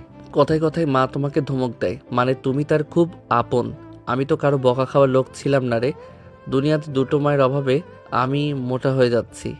আরিশা খুব কষ্টে চেষ্টার ফলে হাসি আটকায়। এই ছেলে তো হিপ বিপদ। তবে আবির একটু থেমে আবার বলে, তুই মরতে চাও, ঠিক আছে, একটা চ্যালেঞ্জ দিব। কি চ্যালেঞ্জ? তুমি যদি আমাকে ভালোবাসি বলো, তবে আমি তোমাকে ছেড়ে দেব। আর যদি বকা দাও তাহলে তোমাকে টেনে তুলবো। আরিশা চমকে যায়। এই প্রথম কোনো ছেলে ওর সাথে এভাবেই কথা বলছে। কারণ আরিশা দেখতে কালো, সে একদম ওর নানির গায়ের রং পেয়েছে। আরিশার ঠিক এজন্যই সেভাবে বিয়ে হচ্ছে না। আরিশার গায়ের রং অনেকটাই কালো, সে শ্যাম বর্ণেরও না। কিন্তু এত সুদর্শন একটা ছেলে তাকে বলছে ভালোবাসি বলতে। আরিশা বকা দেয় আবিরকে। ফাজলামো করেন? হ্যাঁ, আপনাকে টেনে নিয়ে ফেলে দেব, ছেড়ে দিন আমায়। বকা দিলেন? কেউ ভালোবাসে না আমাকে? আরিশা চুপ করে থাকে। হঠাৎ ওর মায়ের কথা মনে পড়ে। তার মা বাবাই তাকে ভালোবাসে। আবির কেউই সে কালো বলে দেখতে পারে না, পারে আরেকজন, সে হলো ওর দাদি। সব ভেবে ওর চোখে পানি গড়িয়ে পড়ে। সে এবার হাতে শক্ত করে চেপে ধরেছে আবিরের হাত। আবির আবার বলে, শোনো মেয়ে, ঝাঁপ দিলে মরবে না হয়তো, কিন্তু যাদের ভালোবাসো তাদের বুকে সারা জীবনের এক দাগ নিয়ে যাবে। মা যদি রাগ করেও থাকে, হয়তো এখন কাঁদছে তোমার জন্য। চলে আসো উপরে, আমি নিজে কথা বলি তোমার মায়ের সাথে, দেখবে সব ঠিক হয়ে গেছে। ততক্ষণে নেহাজও পাশে এসে দাঁড়িয়েছে। নেহাজ বলে, দোস্ত, টেনে তুলে আন, অনেক হয়েছে। আবির জোরে টেনে তুলে নেয় আরিশাকে। মেয়েটা এক ঝটকায় আবিরের বুকে এসে পড়ে। নেহাজ অবাক হয়। আরিশা কাঁদতে থাকে, সবার চোখে পানি। লোকজন করতালি দেয়, কেউ কেউ ছবি তোলে। আবির বলে, ক্যামেরা বন্ধ করো, এটা মুভি না। একটা মেয়ে বাঁচলো, এটাকে সম্মান দাও। লোকজন আর কিছু করে না। নেহাজ সবাইকে যেতে বলে। আবির উঠে দাঁড়ায়। আরিশা বেশ লজ্জা পাচ্ছে, তবে আরিশা একটু চুপ করে থেকে আবার বলে, আপনার নাম কি? আবির। আর তোমার নাম? আরিশা। আরিশা মানে সুন্দর। আমি দেখতে কালো মিস্টার। মানে মন সুন্দর। আর সুন্দর মানুষ কখনো এভাবে জীবনকে শেষ করতে চায় না। আর কে বলেছে কারোরা সুন্দর না? আপনার ঠোঁট দুটো কিন্তু সুন্দর, শেপ, চোখের আকৃতি, গালের ধরন কোনো ফর্সা মেয়েকে এক তরিতে আউট করে দিতে পারে। আবিরের পাশে এসে দাঁড়ায় নেহাজ। নেহাজ ফিসফিস করে বলে, এই মেয়েকেও ছাড়বি না? আবির পেছন থেকে পা উঁচু করে নেহাজকে লাথি দেয়। নেহাজ হাসে। আবির বলে, শোনো মেয়ে, প্রমিস করো আর কখনো এমন ভাবনা ভাববে না। বাড়ি যাও, দেখবে তোমার মা টেনশন করছে। আরিশা মাথা নাড়ে। আবির বলে, তাহলে চলো তোমার মায়ের কাছে ফিরে যাই, পৌঁছে দেব। আপনি যাবেন আমার সাথে? কিন্তু আমার দাদু মা এরা কোনো ছেলেকে সহ্য করতে পারে না। তারা চায় না সে বাড়ির মেয়ে বা ছেলের প্রেম করুক। মেয়েদের ছেলে বন্ধু থাকবে না আর ছেলেদের মেয়ে বন্ধু থাকবে না, এটাই দাদুর রুলস। আবির হেসে বলে, রাখো তো রুলস। তবে একজন সুপার হিরো যদি কাউকে বাঁচায় তাহলে তাকে বাসা পর্যন্ত পৌঁছে দেওয়াও দায়িত্ব। নেহাজ মুস্কি হেসে বলে, নয়তো মা আবার বলবে তুই কার সাথে ঘুরিস রে। আবির নেহাজের দিকে চোখ পাকিয়ে তাকায়। আবির বলে, বাসাটা কত দূর? বেশি দূর না, হেঁটে গেলে 15 মিনিট লাগবে। আচ্ছা তাহলে হেঁটেই যাই। নেহাজ বাইকটা নে। শালা, আমাকে আনছিস এসবের জন্য? তুই বেশি কথা বলিস। নেহাজ বাইক টেনে হাঁটছে। ওরা তিনজন হাঁটতে শুরু করে পাশাপাশি। সূর্যটা তখন একটু একটু করে পশ্চিমে ঢলে বসে। আবিরের পাশে নেহাজ আর আরিশা, সে মাঝখানে। আরিশা চুপচাপ হাঁটছে। এই প্রথম কোনো ছেলে তাকে স্পর্শ করেছে, কথা বলছে। এত সুন্দর ছেলে কালো মেয়েদের সাথেও যে এভাবে কথা বলতে পারে কখনো ভাবেনি আরিশা। আর আবির, সে জানেই না কেন আরিশার সাথে এভাবে কথা বলছে। আবির কখনো কালো মেয়েদের দিকে ফিরেও তাকায়নি। সে প্লে বয়, সব সময় মেয়েদের সাথে মিশে না। যারা সুন্দরী টপ লেভেলের তাদের সাথেই আবির তার প্লে বয়ের রুম দেখায়। তবে আজকে সে মেয়েটাকে বাঁচিয়েছে। একটা জীবন আবার নতুন করে শুরু হচ্ছে, যা ভালোবাসা, বোঝাপড়া আর বিশ্বাসের আলোতে তৈরি হবে। আবিরের ফোন বেজে ওঠে। আবির, নেহাজ আর আরিশা হাঁটছে। আবির একটা জিনিস নোটিশ করেছে, আরিশাকে যেই দেখছে সেই সালাম দিচ্ছে। আবির ফোনের দিকে তাকিয়ে দেখে ওর মা ফারিনা কল করছে। আবির রিসিভ করে। হ্যাঁ মা বলো। কিরে, কোথায় তুই? তোর না বিকেলে পৌঁছানোর কথা, সন্ধ্যা হয়ে এলো, তোর কোনো খোঁজ নেই কেন? মা একটু দেরি হবে, আমি একজনের বাড়িতে যাচ্ছি, তোমাকে সব পরে বলবো, ঠিকানা দেখার সময়ও নেই। কি যে করিস। আবির ফোন রেখে দেয়। ওরা তিনজন হাঁটতে হাঁটতে একটা প্রাসাদময় বাড়ির সামনে এসে থামলো। আবিরেরা ভেবেছিল আরিশা কোনো গরিব ঘরের মেয়ে, মায়ের কথায় কষ্ট পেয়ে মরতে গিয়েছিল। আবির বলে, এই যে আপনি এই বাড়ির ভিতরে কেন যাচ্ছেন? আমি তো এইখানেই। হ্যাঁ, হয়তো ওনার মা এই বাড়িতে কাজ করে, চল, সমস্যা কি? কাজ করে তাই নাকি রহিম চাচা? আরিশা একজনের নাম ধরে ডাকে। সাথে সাথে বয়স্ক একটা লোক গেট খুলে বের হয়ে আসে। আরিশাকে সালাম দিয়ে বলে, আম্মামণি, আপনি আইছেন? আপনার মা আপনারে কত খুঁজছে, ঢাকা থেকে আপনাদের আত্মীয়রা এসেছে, আপনার দাদি আপনাকে খুঁজছে। হুম, ওরা আমার পরিচিত, ওদেরকে ভেতরে আসতে দিন। আরিশা ভেতরে ঢোকে। আবির আর নেহাজ বোকার মতো একে অপরের দিকে তাকায়। রহিমের কথার ভেতরে আসলো তিনজন। বাড়ির ভেতরে আসে কেউ নেই। আরিশা গিয়ে সোফাতে বসলো, এমনভাবে বসে যেন এটা তার বাড়ি। আরিশার মা সাদিয়া বেগম আসে ওদের সামনে। আরিশার কান টেনে ধরে সে। এই বেয়াদব মেয়ে, কোথায় ছিলি দুপুর থেকে? তোকে কত খুঁজেছি, কান টেনে তোর লম্বা করব বেয়াদব, সারাদিন খালি জ্বালিয়ে মারিস। আছে না তোর বাবা, এবার দেখ তোর কি করি, একটা কথাও শুনিস না। উফ মা, মানুষজন দেখবা না, সবার সামনে এমন করো? কোন মানুষ? সাদিয়ার সামনে তাকায়। দুজন ছেলে দাঁড়িয়ে আছে। সাদিয়া চমকে যায়। ওর দাদু বা আরিশার বাবা যদি জানতে পারে আরিশা বাড়িতে ছেলে এনেছে, আজকে বাড়িতে যুদ্ধ বাঁধবে। মানুষজন জানার আগে এই দুটো ছেলেকে বের করতে হবে তার। কে তোমরা? আমার পরিচিত, রাস্তায় দেখা। পাগল হয়ে গেছিস? ছেলেদের বাড়িতে আনলি? দেখো বাবা, তোমরা জলদি বের হও। এভাবে কথা বলার জন্য দুঃখিত, তুই তোমাদেরই ভালোর জন্য বলছি। কিন্তু আন্টি। বের হও এক্ষুনি, কেউ দেখার আগে সোজা চলে যাবা। কিন্তু মা। এ কি, তোমরা দাঁড়িয়ে কেন? আবির আর নেহাজ কিছু না বলে বের হয়ে যায়। আরিশা আবিরের দিকে তাকিয়ে থাকে। বেচারা দুজন তার জন্য অপমানিত হলো। আবির বের হয়ে বাইকের কাছে আসে। ওর মায়ের আবার কল। আবির রিসিভ করে। হ্যাঁ মা। সন্ধ্যা হয়ে গেছে, কোথায়? টেনশন লাগে না? মা ঠিকানাটা যেন কোথায়, গ্রামে এসেছি, কি করব এবার? গ্রামে? আচ্ছা শোন, তোর দাদুর নাম সিরাজ আহমেদ, নাম বললেই চিনবে সবাই। আর তার ছেলে মানে তোর মেজো চাচার নাম বলবি সালমান আহমেদ, তাহলে সবাই চিনিয়ে দিবে। গ্রামের নাম বলতো। গ্রাম? হ্যাঁ এটাই। আবির ফোন কেটে দেয়। নেহাজ পরে, কি বললো আন্টি? বললো এই গ্রামেই ঠিক আছে। দাদু আর চাচুর নাম বলতে বললো। কাকে যে জিজ্ঞাসা করি? এই বাড়ির দারোয়ানকে জিজ্ঞানা। আরে না, চলতো। আবির আর নেহাজ বাইকে উঠে দুজনে চলে আসে সেখান থেকে। রাহা দেশের বাইরে থেকে গ্রামে এসেছে আজ তৃতীয়বার। তবে আগের দুবার এসেছিল অনেক ছোট থাকতে। বড় হবার পর আর আসা হয়নি। এয়ারপোর্ট থেকে বের হতে হতে অনেকটা সময় লেগে গেছে। তার ভাই রিহানের দেয়া লোকেশনে এসে পৌঁছেছে, কিন্তু রাস্তার কাজ চলাতে গ্রামের মাথায় এসে আর গাড়ি যায় না রায়হার। রাহা তার ভারী লাগেজ নিয়ে হেঁটে হেঁটে আসে। আমেরিকাতে থাকে সে। তার চাচার কাছেই বড় হয়েছে রাহা। গ্রামে এসেছে একদম বিদেশি সাজে, দেখতেও ফরেনারের কোনো মেয়ের মতোই। রাহা হাঁটছে লাগেজ হাতে। রাস্তা পুরোটা ফাঁকা, ঠিকানাটাও ভুলে গেছে। তার ভাইকে যে কল করবে তার উপায়ও নেই, কারণ ফোনে চার্জ নেই। রাহা কেবল ওর বাবা আর ভাইয়ের নাম জেনেই আগাচ্ছে। মোড়ের মাথায় এসে একজনকে জিজ্ঞাসা করছিল, খালেদ সাহেবের বাড়ির রাস্তাটা কোন দিকে? দেখিয়েও দিয়েছে। রাহা সেদিকেই হেঁটে যাচ্ছে। বেশ কিছু সময় ধরে হাঁটছে, কিন্তু গ্রামের রাস্তার কোনো মানুষই জনই দেখা যাচ্ছে না। হঠাৎ দুটো বাইক দেখতে পায় রাহা। রাহা হাঁটছে, তবে বাইকে থাকা ছেলেগুলো হঠাৎ রাহার দিকে তাকায়। ওরা এমপির ছেলে আর তার বন্ধুরা। মাহিন হঠাৎ বলে, হায় হায়, বিদেশি মাল এখানে? কে রে মালটা? বাইক থামা।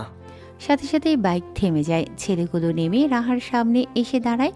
রাহা একটু স্বস্তি অনুভব করে কাউকে দেখে। মাহিন বলে, বিদেশি মেয়ে এই গ্রামে, কি ব্যাপার? Excuse me, please tell me, Which way is Khalid house? I mean, do you know Khalid Rahman? রাহার কথা শুনে ওরা চারজন একে অপরের দিকে তাকায়। মাহিন ছাড়া বাকি ছেলেগুলো অশিক্ষিত। নেতার ছেলের পেছনে ঘুরে বেড়ায়। মাহিনকে সাকিব বলে, বন্ধু বেরি দেখি ইংরেজি কয় কি বলো রে? কি বলবেন, মাহিন্দ্রে মনে হয় প্রেম নিবেদন করেছেন।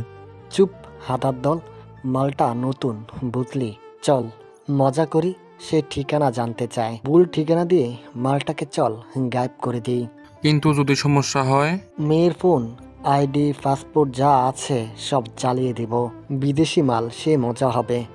আর আমার বাবা এমপি, তো এসব নিয়ে ভাবা লাগে। কত মেয়েকে উঠিয়ে নিয়ে খেয়ে দিলাম। পুলিশকেও দরকার হলে ডাকবো। চল মামা, কাজটা করে ফেলি। Hello, can you hear me? Yes, icon Khalid Rahman. Oh, thanks god. বাংলাতে বলুন, আমি বাংলা বুঝি তবে খুব একটা বলতে পারি না। Please tell me. আচ্ছা, এই যে সামনে আর একটু এগিয়ে যাবেন, দুই দিকে দুটো গ্রাম, একটা বড় ব্রিজ পড়বে। ব্রিজের ডান পাশ দিয়ে যে রাস্তাটা, ওটা দিয়ে 20 মিনিট হাঁটলে ওনার বাড়ি। ওহ, থ্যাংক ইউ। মানে তুমি কি একা? মানে সাথে আর কেউ কি নেই? Yeah, I am alone. Okay, bye. Raha লাকেজের হাতল ধরে হাঁটা ধরে। মাহিন হাসে। তুহিনেরা বলে, কিরে, তুই তো আমাদের আড্ডা দেবার ঠিকানাটা দিলি মেয়েটাকে। মেয়েটা ব্রিজের ওই পাশে গেলে মুখ চেপে টেনে নিয়ে যাব। চল আমরা এদিক দিয়ে আগে ওখানে বসি। জিও গুরু, আমি তাহলে মাল আনতে যাই, তোমরা মেয়েটারে ক্লাবে গোডাউনে নিয়ে আসো। যা। মাহিনেরা চলে যায়। রাহা হাঁটছে তার মতো করে। সে বড় ব্রিজটা দেখতে পায়। 3টে রাস্তা, একটা সোজা, একটা বাম দিকে আর একটা ডান দিকে। মাহিনের কথা মতো রাহা ডান দিকের পথ ধরে। রাহা একটু অবাক হয়। রাস্তাটা কিছুটা জঙ্গলের ভেতর দিয়ে গেছে। আগে যখন এসেছিল তখন তো রাস্তার আশেপাশে অনেক বাড়ি ছিল। হঠাৎ এমন বন জঙ্গল রাস্তাপালা কেন জন্মালো? আবিরেরাও আস্তে আস্তে বাইক চালাচ্ছে। ওরা প্রায় সেই ব্রিজের কাছে এসেছে। বিকেলে যে ব্রিজে আরিশাকে বাঁচিয়েছিল আবির। নেহাজ বলে, কি গ্রাম রে ভাই, রাস্তাঘাটে একটা মানুষ পেলাম না। তো দাদুর নাম জিজ্ঞাসা করে বলবো এটা গ্রাম নাকি শ্মশান? নেহাজের কথা সত। তারা সেভাবে কোনো মানুষ দেখেনি। দেখেছে 2-1জনকে। আবির ইচ্ছে করে জিজ্ঞাসা করেনি তাদেরকে। আবির বলে, তোর কেন যে বাবাদের সাথে আসলাম না, একটা ঠিকানা খুঁজে বের করতে পারছি না। অসহ্য। কোথায় যাব বলো? এখানে অপেক্ষা কর। 3 দিকে 3টা রাস্তা। সোজাটা তো জানি শহরের দিকে। ও বুঝছি, রাস্তার কাজ চলছে বলে হয়তো মানুষ দেখা যাচ্ছে না। বাইক না হলে যে কিভাবে আসতাম গ্রামে। ওই যে দেখ, একজন বাইক নিয়ে আসছে, চল তাকে ডাকি। ওরা দুজন তাকায়। তুহিন আসছে বাইক নিয়ে। ওদিকে রাহা অনেকটা পথ হেঁটে এসেছে। হঠাৎ সে অনুভব করে তার ব্যাগে কোনো কিছুতে আটকে গেছে। সে টানার চেষ্টা করে কিন্তু এগোয় না। রাহা ঘুরে তাকিয়ে দেখে সেই ছেলেগুলো দাঁড়িয়ে, তবে তারা 3জন। রাহা বলে, এ কি আপনারা? আর আমার ব্যাগ ধরে রেখেছেন কেন? Please leave me. বিদেশি সুন্দরী, কোথায় যাবে? তোমাকে এখন নিয়ে যাব আমাদের ক্লাবে। তোমাকে দিয়ে এখন আমরা মিউজিক ভিডিও বানাবো। What bloody bar rubbish, leave me. রাখ তোর ইংরেজি মার। ব্যাগটা ধর, মালটাকে আমি ধরছি। হ্যাঁ। জাস্ট এতটুকু শব্দ বের হয় রাহার মুখ থেকে। ওদিকে তুহিনকে ডাকে আবির। হ্যালো ভাই, এদিকে শুনবেন? তুহিন চমকে ওঠে। সে বাইক থামায়।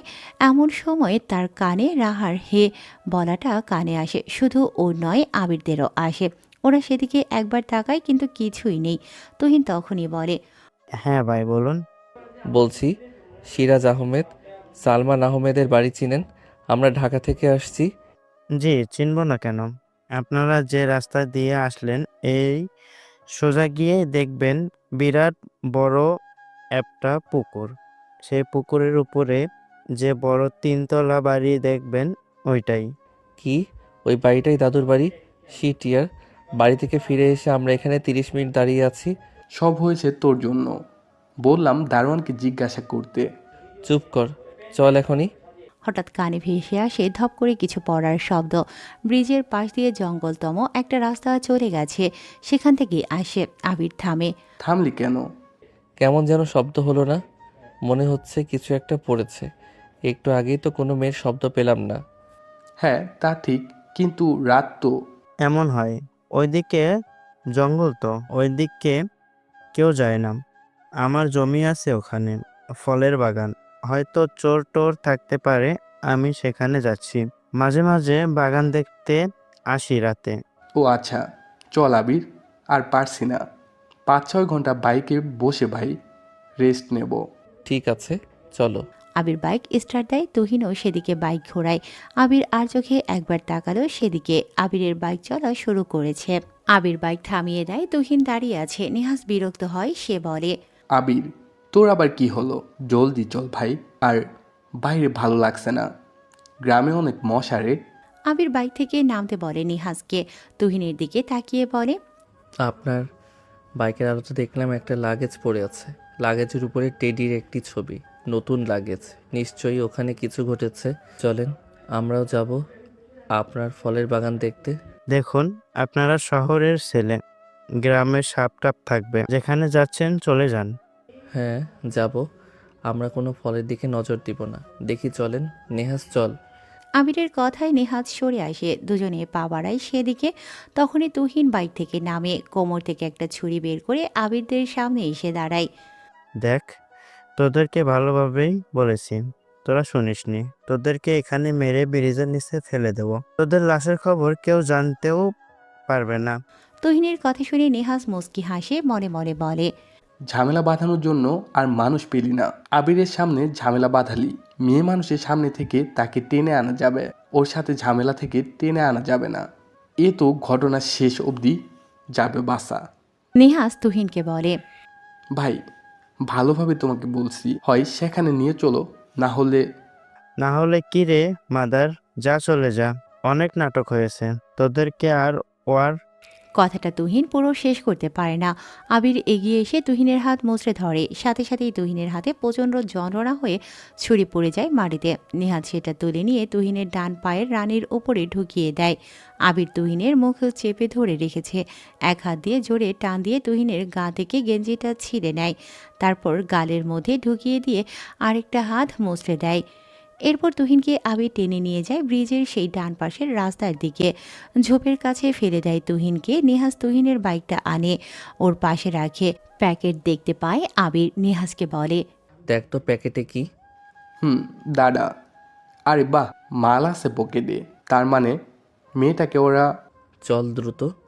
আবির আর নেহাজ এগিয়ে যায়। গালিব নামের ছেলেটা এগিয়ে আসে, রাহার লাগেজটা নিতে আসে। ঠিক সেই সময়ে আবিরারা এসে পৌঁছয়। গালিব ওদেরকে দেখে প্রথমে চমকে ওঠে। মাইনিরা রাহাকে নিয়ে গেছে গোডাউনের ঘরে, মুখ বেঁধে বসিয়ে রেখেছে তাকে। গালিব ওদের দেখেই সেও কোমর থেকে ছুরি বের করে। তোরা কে? এখানে কি করছিস? চলে যা শালা, ব্যাগটা এদিকে দে। নেহাজ, ছুরিটা আছে তোর কাছে? হ্যাঁ বস, নে ধর। আবির ক্যাচ ধরে ছুরিটা। গালিব এগিয়ে আসে। আবির হেসে একটু সরে গিয়ে গালিবের বাহুতে ছুরি ঢুকিয়ে দেয়। গালিব চিৎকার করতে যাবে, তখনই নেহাজ এসে গালিবের মুখে হাত দিয়ে চিৎকার আটকায়। গালিবের মুখে দুটো ঘুষিও দেয় নেহাজ। আবির বলে, কিরে, তুই আবার কবে থেকে ফাইটিং শুরু করেছিস? এই যে বাবা, সিনিয়র সাথে বিয়ে ঠিক করছে না, এখন তো পিছিয়েছে। কষ্টগুলো কাকে দেখাবো? তাই পাঞ্চিং বেগে রোজ ঘুষি মারতাম কষ্টের ঠেলায়। জন সিনা হয়ে গেছিস নাকি? হারামি, ওটা জন সিনা হবে। হি হি হি। শয়তান, সামনে চল, একটা ঘর দেখা যাচ্ছে। লাগেজটা সাথে নে, আমি দেখছি। আবির এগিয়ে যায়। পেছনে নেহাজ ভারী লাগেজ টানতে থাকে। একটা ভেন্টি ব্যাগ পড়ে আছে। নেহাজ সেটা তুলে নিয়ে দেখে সেটাতে ফোন, টাকা, পাসপোর্ট, টিকিট সব আছে। আইডি কার্ড দেখে বলে, আবির, মেয়েটাকে ফেরা না। আইডি কার্ডে দেখলাম আমেরিকার বাসিন্দা। ও, নাম কি? রাহা। আচ্ছা, আই দেখি। ওরা চলে এসেছে দরজার সামনে। কড়ানাড়ে আবির ভেতরে বসে আছে সাকিব আর মাহিন। দরজার কড়ানাড়ার শব্দে ওরা তাকায়। রাহাও তাকায়। হাত মুখ বাঁধা ওর, পিস্তল ঠেকিয়ে বসে আছে মাহিন। কি রে বিদেশি মাল, আজকে তোকে নিয়ে মাস্তি হবে। ভাই, দরজায় টোকা পড়ছে। সাকিব, মনে হয় মাল দুটো চলে এসেছে। খুলে দে দরজা। ঠিক আছে বন্ধু। সাকিব এগিয়ে যায় দরজার দিকে। দরজা খুলতেই দেখতে পায় দুজন অচেনা ছেলে দাঁড়িয়ে আছে। সাকিব কিছু বলার আগেই আবির জোরে একটা ঘুষি দেয় সাকিবের মুখে। সাকিব ছিটকে পড়ে ভেতরে। মাহিন রাহার দিক থেকে পিস্তল সরিয়ে দরজার দিকে তাকায়। নেহাজ আবিরের কাছে রাহার ভেন্টি ব্যাগ দেয়। আবির সেটা হাতে নিয়ে মাহিনের পিস্তলের হাতে ছুঁড়ে মারে।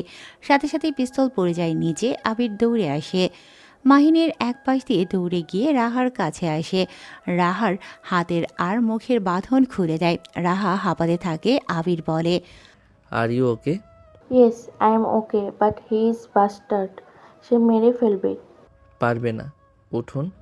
আবির রাহার হাত ধরে টেনে তোলে। রাহা উঠে দাঁড়াতেই মাহিন ধপ করে নিচে পড়ে যায়।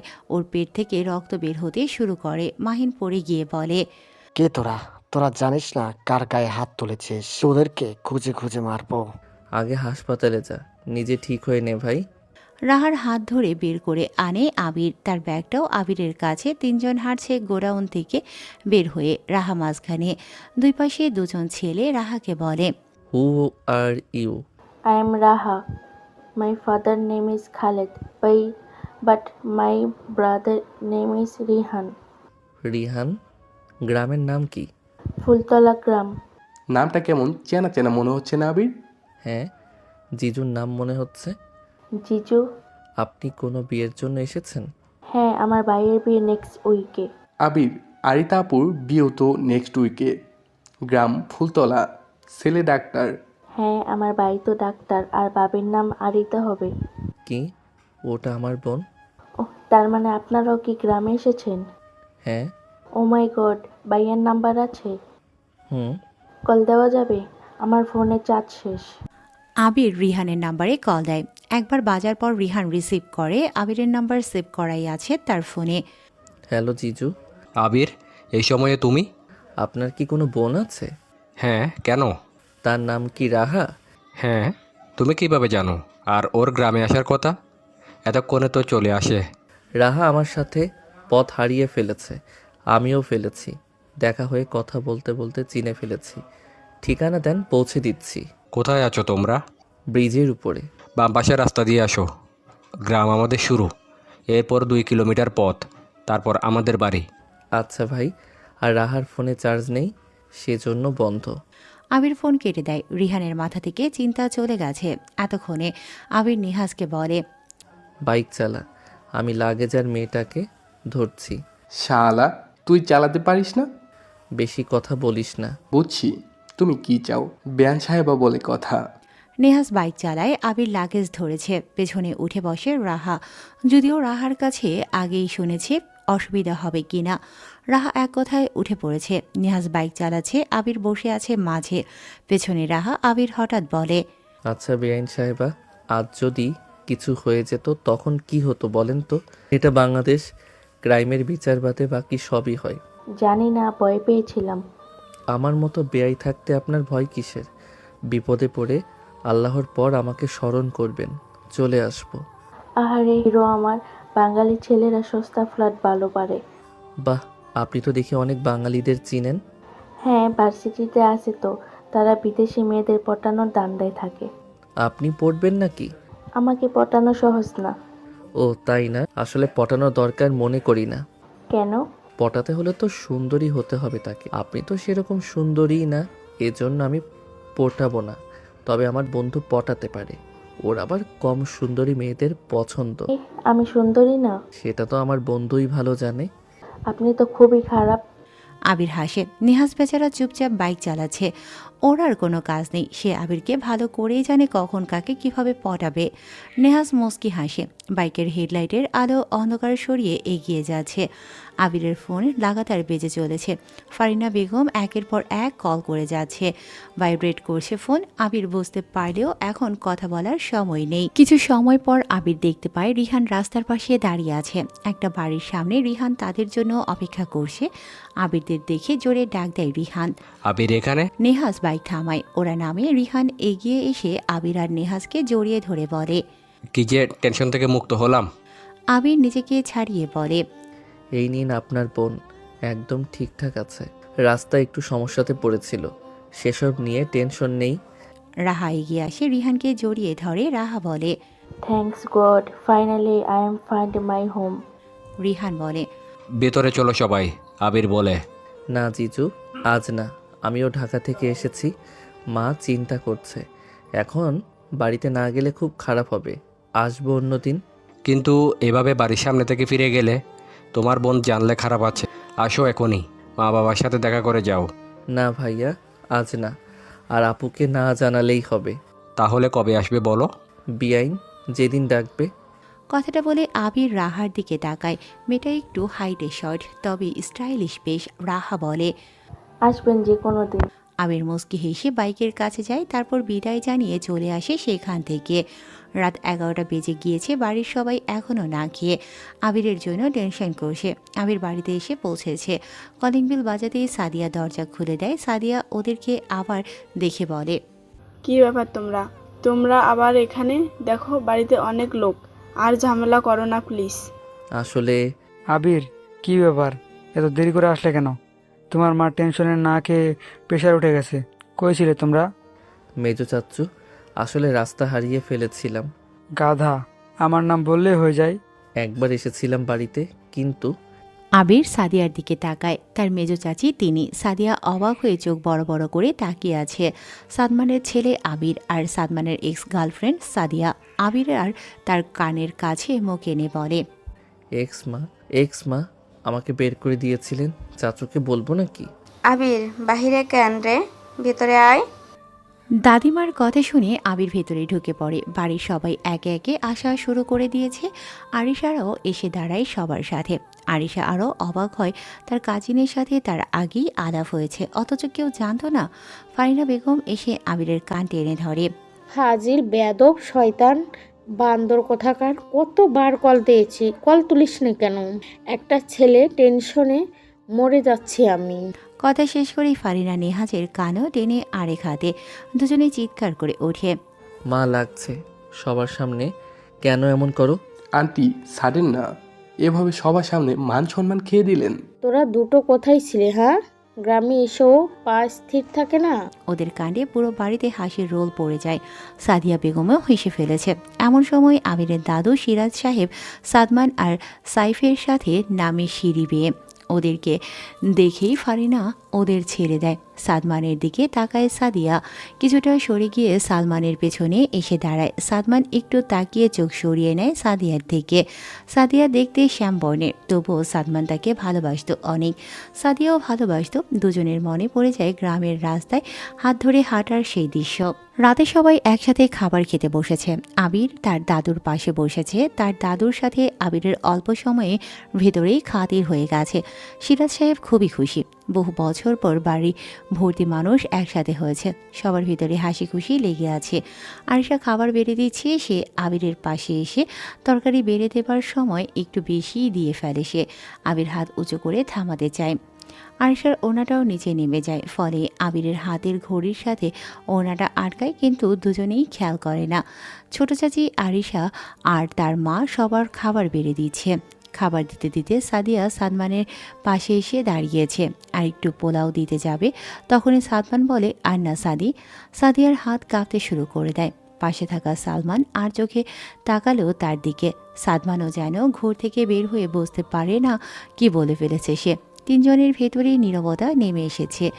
বারণ সাদমান সাদিয়াকে শর্ট করে সাদি বলেই ডাকত, আর সাদমানকে সাদিয়া সাদ বলে ডাকত। দুজনের আবারও চোখাচোখি হয়। সাদমান আস্তে করে বলে, সরি। সাদিয়া সরে যায় সেখান থেকে। সাদমান চুপচাপ খেতে শুরু করেছে। সালমান আরিশাকে ডাক দেয়। আরিশা তার বড় বাবাকে বেরিয়ে দেয়। আরিশা তড়িঘড়ি করে আসার জন্য পা বাড়ায়। ওদিকে আবির পানি নেবার জন্য বাম হাত দিয়ে পানির জগ ধরতে যায়। এমন সময় হ্যাঁচকা একটা টান অনুভব করে আরিয়া। ওনা খুলে পড়তে যাবে, ওনাটা ধরতেই শুরু করে আরিশা। ওদিকে আবিরের পানির জগ ধরে কোনো রকমে টান অনুভব করতেই পানির জগটা হাত থেকে পড়তে শুরু করে। আরিশা এক টানে এসে পড়ে আবিরের কাছে। ওই টানেই আবিরের গালে এসে একটা আকস্মিক চুমু খেয়ে বসে আরিশা, আর পানির জগটা এসে পড়ে আবিরের কোলে। ঘটনা এতটাই দ্রুত হয় যে সবাই চমকে ওঠে। কিন্তু চুমুর বিষয়টা আরিশা আর আবিরই জানে, তবে বাকি সব কিছুতে বাকিরা চমকে ওঠে। সাদিয়া রেগে যায়। উফ, আরিশা কি করলি হ্যাঁ? একটা কাজ তোর দিয়ে ঠিকমতো হয় না, সারাদিন খালি ঘরের ভিতরে পড়ে থাকিস, কোনো কাজ বললে জেদ ধরে বসে থাকিস, সব সময় এত জ্বালাস কেন? সব কাজ আমাকে দিয়ে করাতে হয়? করাবি তো, বাড়ির কাজের লোক আমি তো, সব সময় আমাকে পাবি। মেজ বউ, কি শুরু করেছো? হয়েছে একটু ভুল, তাই বলে এসব কি কথা? এসব কথা আপনার নাতনিকে বোঝান মা, বিয়ে টিয়ে করতে চায় না, ঘরে সং সেজে বসে থাকে, একটা হাতের কাজও করে না, কাজ সব পারে কিন্তু করতে তো হবেই। সাদিয়া থামো এবার, বাড়িতে কাজের লোক আছে, কাজ তো তোমার শুধু সালমানের কাপড় কাচা আর সে কি খেতে পছন্দ করে সেটা দেখা। এভাবে আরিশাকে কথা শোনাচ্ছ কেন? আপনাদের আদর পেয়ে মেয়েটা শেষ হয়েছে, কবে বিয়ে করবেও, ছেলে দেখতে আসলে কি না কি বলে, ছেলে চলে যায় কালো হয়ে, যত দোষ। উফ। সাদিয়া, যাও নিজের ঘরে যাও। হ্যাঁ, আমার কথা তো এখন কারো ভালো লাগবে না, কি করার, আমার সবার কথা মতো চলা লাগে। থাক, আমিই যাচ্ছি। আরিশা কেঁদে এই কথাটা বলে। সে আর কোনো দিকে না তাকিয়ে দৌড়ে চলে যায় নিজের ঘরের দিকে। তখনও আরিশার ওড়নাটা বেঁধেছিল আবিরের হাতে, তবে এবার আরিশা ওড়না ফেলেই সামনের দিকে দৌড় দেয়, পেছনে ফিরে না সে। খাবার টেবিলটা এক মুহূর্তের জন্য নীরবতা বিরাজ করে, কেউ কারো দিকে তাকাচ্ছে না, তবে সাদমান তাকিয়ে আছে সাদিয়ার দিকে। সাদিয়া এগিয়ে আসে আবিরের দিকে, আবিরকে বলে, দেখি বাবা কই পানি পড়েছে, এই নাও তোয়ালে। সমস্যা নেই এক্সমা, আমি ঠিক আছি। কি সমস্যা তোমাদের? এভাবে তাকাচ্ছ কেন? একটা বাউন্সারের কারণে আজকে উনি আমার মা হলো না। বাবা বাউন্সার সামলাতে না পেরে আমার নিজের মায়ের ইয়র্কারে 6 মেরে দিয়েছে। আমি তো ওনাকে এক্সমা বলেই ডাকবো। সবাই খাও না কেন? দাদু ঠিক আছে না বলো? আবিরের মুখে এক্সমা কথাটা বের হতেই ফারিনা, সালমান, সাদমান, প্রায় বাড়ির সবাই আবিরের দিকে তাকিয়ে থাকে। আবির সেটা বুঝতে পেরে মুচকি হাসে। সে উঠে দাঁড়ায়, আরিশার ওড়নাটা বাম হাতে পেঁচিয়ে নেয়, তারপর সাদিয়ার কাছে এসে সাদিয়ার হাত ধরে বলে। সিরাজ সাহেব এতক্ষণ গম্ভীর হয়ে বসেছিল। আবিরের এমন কথা শুনে ফিক করে হেসে দেয়। খাবার টেবিলে তখন হুট করে হাসির রোল পড়ে, সবাই একসাথে হেসে ওঠে। রাত অনেক হয়েছে। আবির রুমের সোফাতে বসে আছে, বিছানায় নেহাজ শুয়ে। আবির পাশে থাকা আরিশার ওনার দিকে তাকিয়ে আছে। নেহাজ প্রশ্ন করে, আবির, তুই যে প্লে বয়, সেটা তোর খারাপ লাগে না? যেমন? এত এত মেয়ে তোকে ভালোবাসে, তুই তো কাউকে বাসিস না, উল্টো এমন কাজ করিস মেয়েরা ইচ্ছে করে ব্রেকআপ করে চলে যায়। কাউকে তো ভালোবাসবি, তাই না? ভালোবাসার বিষয়টা হলো ভিতর থেকে আসা একটা অনুভূতির নাম। আমার ভিতরে ওই অনুভূতি আসে না, কি করব বলো? তোর কপালে এমন মেয়ে জুটবে, শেষে আফসোস করতে হবে তোর। আরে রাখ তো তোর আজাইরা কথা। তুই আসলে। এমন সময় নেহাজের ফোন বেজে ওঠে। স্ক্রিনে তাকিয়ে দেখে অচেনা নাম্বার। নেহাজ রিসিভ করে। ওপাশ থেকে একটা মেয়ে বলে, কেমন আছো নেহাজ? নেহাজ চমকে বিছানায় উঠে বসল। ফোনটা ঠিকভাবে ধরে বলে, কি? চিনতে পারছো না? কদিন আগে তো আমাকে বিয়ে করতে এসে তুমি জ্ঞান হারালে। নেহাজ আরও চমকে ওঠে। সে ফোনটা কানের থেকে নামিয়ে আবিরের দিকে তাকায়। আবির, কাম সার সেরে। কেন? ও ফোন করছে। ওটা কে? আরে সিনিয়র মাইশা। ও তুই কথা বল, আমি এসবের ভিতরে নেই ব্রো, আমি যাই। আবির শোন না, শালা হারামি। কথাটা বলেই আরিশার ওড়না নিয়ে রুম থেকে বের হয়। রাতের আকাশটা আজ যেন অন্যরকম। পুরো আকাশে নক্ষত্রের আলো হালকা ঝিলিক দিচ্ছে। চারটা যেন পুরো এলাকার উপরে নরম আলো ঢেলে দিয়েছে। তার চারপাশের নিস্তব্ধতায় প্রতিটি শব্দ যেন বাড়িয়ে শোনা যায়। আবির ধীরে ধীরে সিঁড়ি বেয়ে ছাদে উঠল। তার বুকের ভেতর অদ্ভুত একটা টান। আরিশার রুমে গিয়ে তাকে না পেয়ে কিছুটা অস্থির হয়ে উঠেছিল। জানে মেয়েটির বড্ড মন খারাপ, আর এটা আবিরকে ভাবাচ্ছে। ছাদে উঠে আবির হালকা বাতাসের একটা ধাক্কা পেল। চোখে প্রথমেই পড়ে ছাদের কিনারায় দাঁড়িয়ে থাকা একটা মেয়ে। দূর থেকে দেখতে অন্ধকারে তার মুখ ঠিক বোঝা যায় না, কিন্তু চাঁদের আলোয় মুখের অবয়বটা স্পষ্ট হয়ে উঠেছে। লম্বা কালো চুল হওয়া খেলা করছে, চোখের কোণে চিকচিক করা জলরাশি। আবির ধীরে ধীরে এগিয়ে গেল। আরিশা। মেয়েটা মুখ ঘুরিয়ে তাকালো, চোখ ভিজে গেছে, ঠোঁটের কোণে কোনো হাসি নেই। আবির তার পাশে গিয়ে দাঁড়ালো। তার কণ্ঠ নরম, খুবই শান্তভাবে বলল, কাঁদছো কেন? এখনো মন খারাপ? আরিশা কোনো উত্তর দিল না, কেবল মুখটা হালকা পাশ ফিরিয়ে অন্যদিকে তাকিয়ে থাকে। আবির আবার বলল, একটু হাসার চেষ্টা করে, তোমাকে কাঁদলে একদমই সুন্দর লাগে না জানো। আরিশা হালকা তার ছেলের হাসি দিল, তারপর আবিরের দিকে না তাকিয়ে বলে, আমি এমনিতেও সুন্দর না, আমি কালো। এটা আমার মায়ের চিন্তার কারণ। মা ভাবে কে আমায় বিয়ে করবে। ছেলেরা আসে বাবার টাকার লোভে। বাবা 20 লাখ টাকা, 5 বিঘা জমি, গাড়ি দিতে চায়। ছেলেরা লাইন দেয় বিয়ের জন্য, কিন্তু আমি জানি কেউ পছন্দ করে না আমায়, কিন্তু আমাকে সত্যি ভালোবাসে না কেউ। তার কণ্ঠে হালকা ভাঙা সুর বিরাজ করছে, যেন ভেতরের অনেক দিনের ক্ষোভ বেরিয়ে আসে। সে আবার বলে, তুমি জানো আবির, যে ছেলেরা আসে তারা টাকা দেখে আসে, আমাকে নয়। আমার কালো রং দেখে কেউ ভালোবাসে না আমায়, কেউ কখনো আমার দিকে তাকায় না। আমি জানি আমার কি দোষ। আমি কি ইচ্ছে করে কালো হয়েছি? মা বোঝে না। মা শুধু আমাকে বিদায় করতে চায়। আর আমি ভাবি যেখানে আমাকে কেউ পছন্দ করে না, সেই বাড়িতে সেই মানুষদের কাছে কিভাবে থাকবো আমি? আরিশা হঠাৎ চুপ করে গেল। আবিরও চুপচাপ শুনছে তার কথা। কিছুক্ষণ শুধু বাতাস আর ঝিঝি পোকার শব্দ শুনতে পায় আবির আরিশাকে দেখে, চোখের কোণে জল চিকচিক করছে। চাঁদের আলোয় সেই চোখ যেন কাচের মতো স্বচ্ছ। আবির হালকা করে তার পাশে একটু সরে এসে দাঁড়ালো। তুমি ভাবো না আমি কালো তাই কেউ পছন্দ করবে না আমায়? আসলেই সত্যি, টাকা আছে তাই করবে। কালো হওয়া মানেই যেন একটা অপরাধ। ছোটবেলার ছোট বাবার মেয়ে ঐশী খুব সুন্দর, ওজনে বাড়িতে ছেলেদের নিয়ে বিচার হয়, অথচ আমার। আবির একটু চুপ থেকে বলল, আরিশা, তুমি জানো পৃথিবীর সবচেয়ে বড় ভুলটা আমরা মানুষ করি চেহারাকে কেন্দ্র করে, অথচ রঙের তো কোনো দাম নেই। দাম আছে আত্মার, দাম আছে মনের। তুমি কালো নও, তুমি অন্যরকম। এই অন্যরকমের সৌন্দর্য সবাই বোঝে না, বোঝার জন্য চোখ লাগে, আর সেই চোখ সবার হয় না। আরিশা ধীরে ধীরে আবিরের দিকে তাকালো। আবিরের চোখে কোনো দয়া নেই, কোনো করুণা নেই, আছে কেবল গভীর এক দৃঢ়তা। আরিশা বলে, আমি তো কখনো এমন কথা শুনিনি আবির। আবির হালকা হেসে বলে, তুমি কাঁদলে ভালো লাগছে না আমার। তুমি জানো রাতের আকাশে চাঁদ আছে বলেই তারকারা আলো ছড়ায়। তুমি চাঁদ নও, তুমি সেই রাতের আকাশ যেটা ছাড়া চাঁদ অর্থহীন। রঙের বাইরে তুমি এমন এক আলো যা চাঁদকেও হার মানায়। তুমি যদি নিজেকে ছোট করে ফেলো তাহলে সেই আলো কই যাবে? আরিশা তাকিয়ে থাকে আবিরের মুখে, নতুন করে চিনছে এই ছেলেটাকে। আবির তার পকেট থেকে রুমাল বের করে তার চোখের জল মুছিয়ে দেয়, তারপর বলে, তুমি কি জানো রং কেবল মানুষের চোখের ভ্রম? মানুষের ত্বক কেমন সেটা প্রকৃতির খেলা, কিন্তু আত্মার রং কে দেখেছে? আত্মার রং? হ্যাঁ, আত্মার রং হয় অনুভূতির। কেউ যদি ভালোবাসতে জানে, যদি অন্যকে বুঝতে জানে, সেটাই সবচেয়ে সুন্দর রং। আর তুমি সেই রঙের মানুষ। তুমি নিজের সৌন্দর্যকে দেখতে পারো না বলেই অন্যরা তার দাম বোঝে না। আরিশার বুকের ভেতর যেন কেউ এক মুঠো উষ্ণতা ঢেলে দিল। আবির আবার বলল, আমি জানি তোমাকে কেউ বোঝেনি, কেউ তোমাকে দেখে সত্যি ভালোবেসে কিছু বলেনি, কিন্তু তুমি যদি একবারও নিজেকে ভালোবাসো তুমি বুঝবে এই পৃথিবীতে তোমার মতো আর কেউ নেই। আর আমি তোমাকে দেখেছি অন্য চোখে। আমি তোমাকে দেখি তোমার চোখের আলোতে, তোমার হাসির মধ্যে, তোমার সাহসে। আমি তোমাকে দেখি তুমি যে তুমি। আরিশা অবাক হয়ে তাকিয়ে থাকে, তার চোখের জল শুকিয়ে গেছে।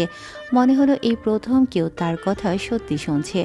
আবির তার হাত থেকে ওনা নিয়ে নিজের হাতে আলতো করে পরিয়ে দিল আরিশার মাথায়। নাও, তোমার চোখে জল মানায় না, এই ওড়নায় নিজের চোখ মুছে ফেলো। আরিশা ওনাটা নিল, তার কণ্ঠে কাঁপুনি। সে বলে, তুমি এত সুন্দর কথা কিভাবে বলো? কারণ আমি ভালোবাসায় বিশ্বাস করি। ভালোবাসা হলো এক ধরনের দর্শন, যেখানে মানুষের ত্বক, রং, ধনদৌলত কোনো মানে রাখে না, যেখানে শুধু মানে রাখে মনের গভীরতা।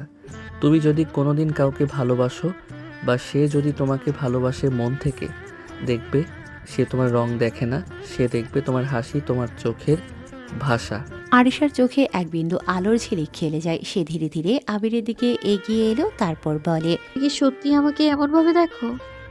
তুমি যদি নিজের ভেতরে সৌন্দর্যকে দেখতে পারো আরিশা, তুমি বুঝবে তুমি অন্যরকম। আর আমি তো সেই অন্যরকমকেই সব কিছু দেখি, কালো না সাদা। মানুষ সুন্দর হয় তার মনের জন্য। চাঁদ তখন আরো উজ্জ্বল হয়ে উঠেছে, বাতাসে যেন হালকা এক ধরনের সুখের গন্ধ। আরিশা হালকা হাসে, অনেকদিন পর সে হাসে। আবিরের দিকে তাকিয়ে বলল, তুমি আমাকে হাসাতে পারো আবির। তুমি হয়তো জানো না এই হাসির কত দাম।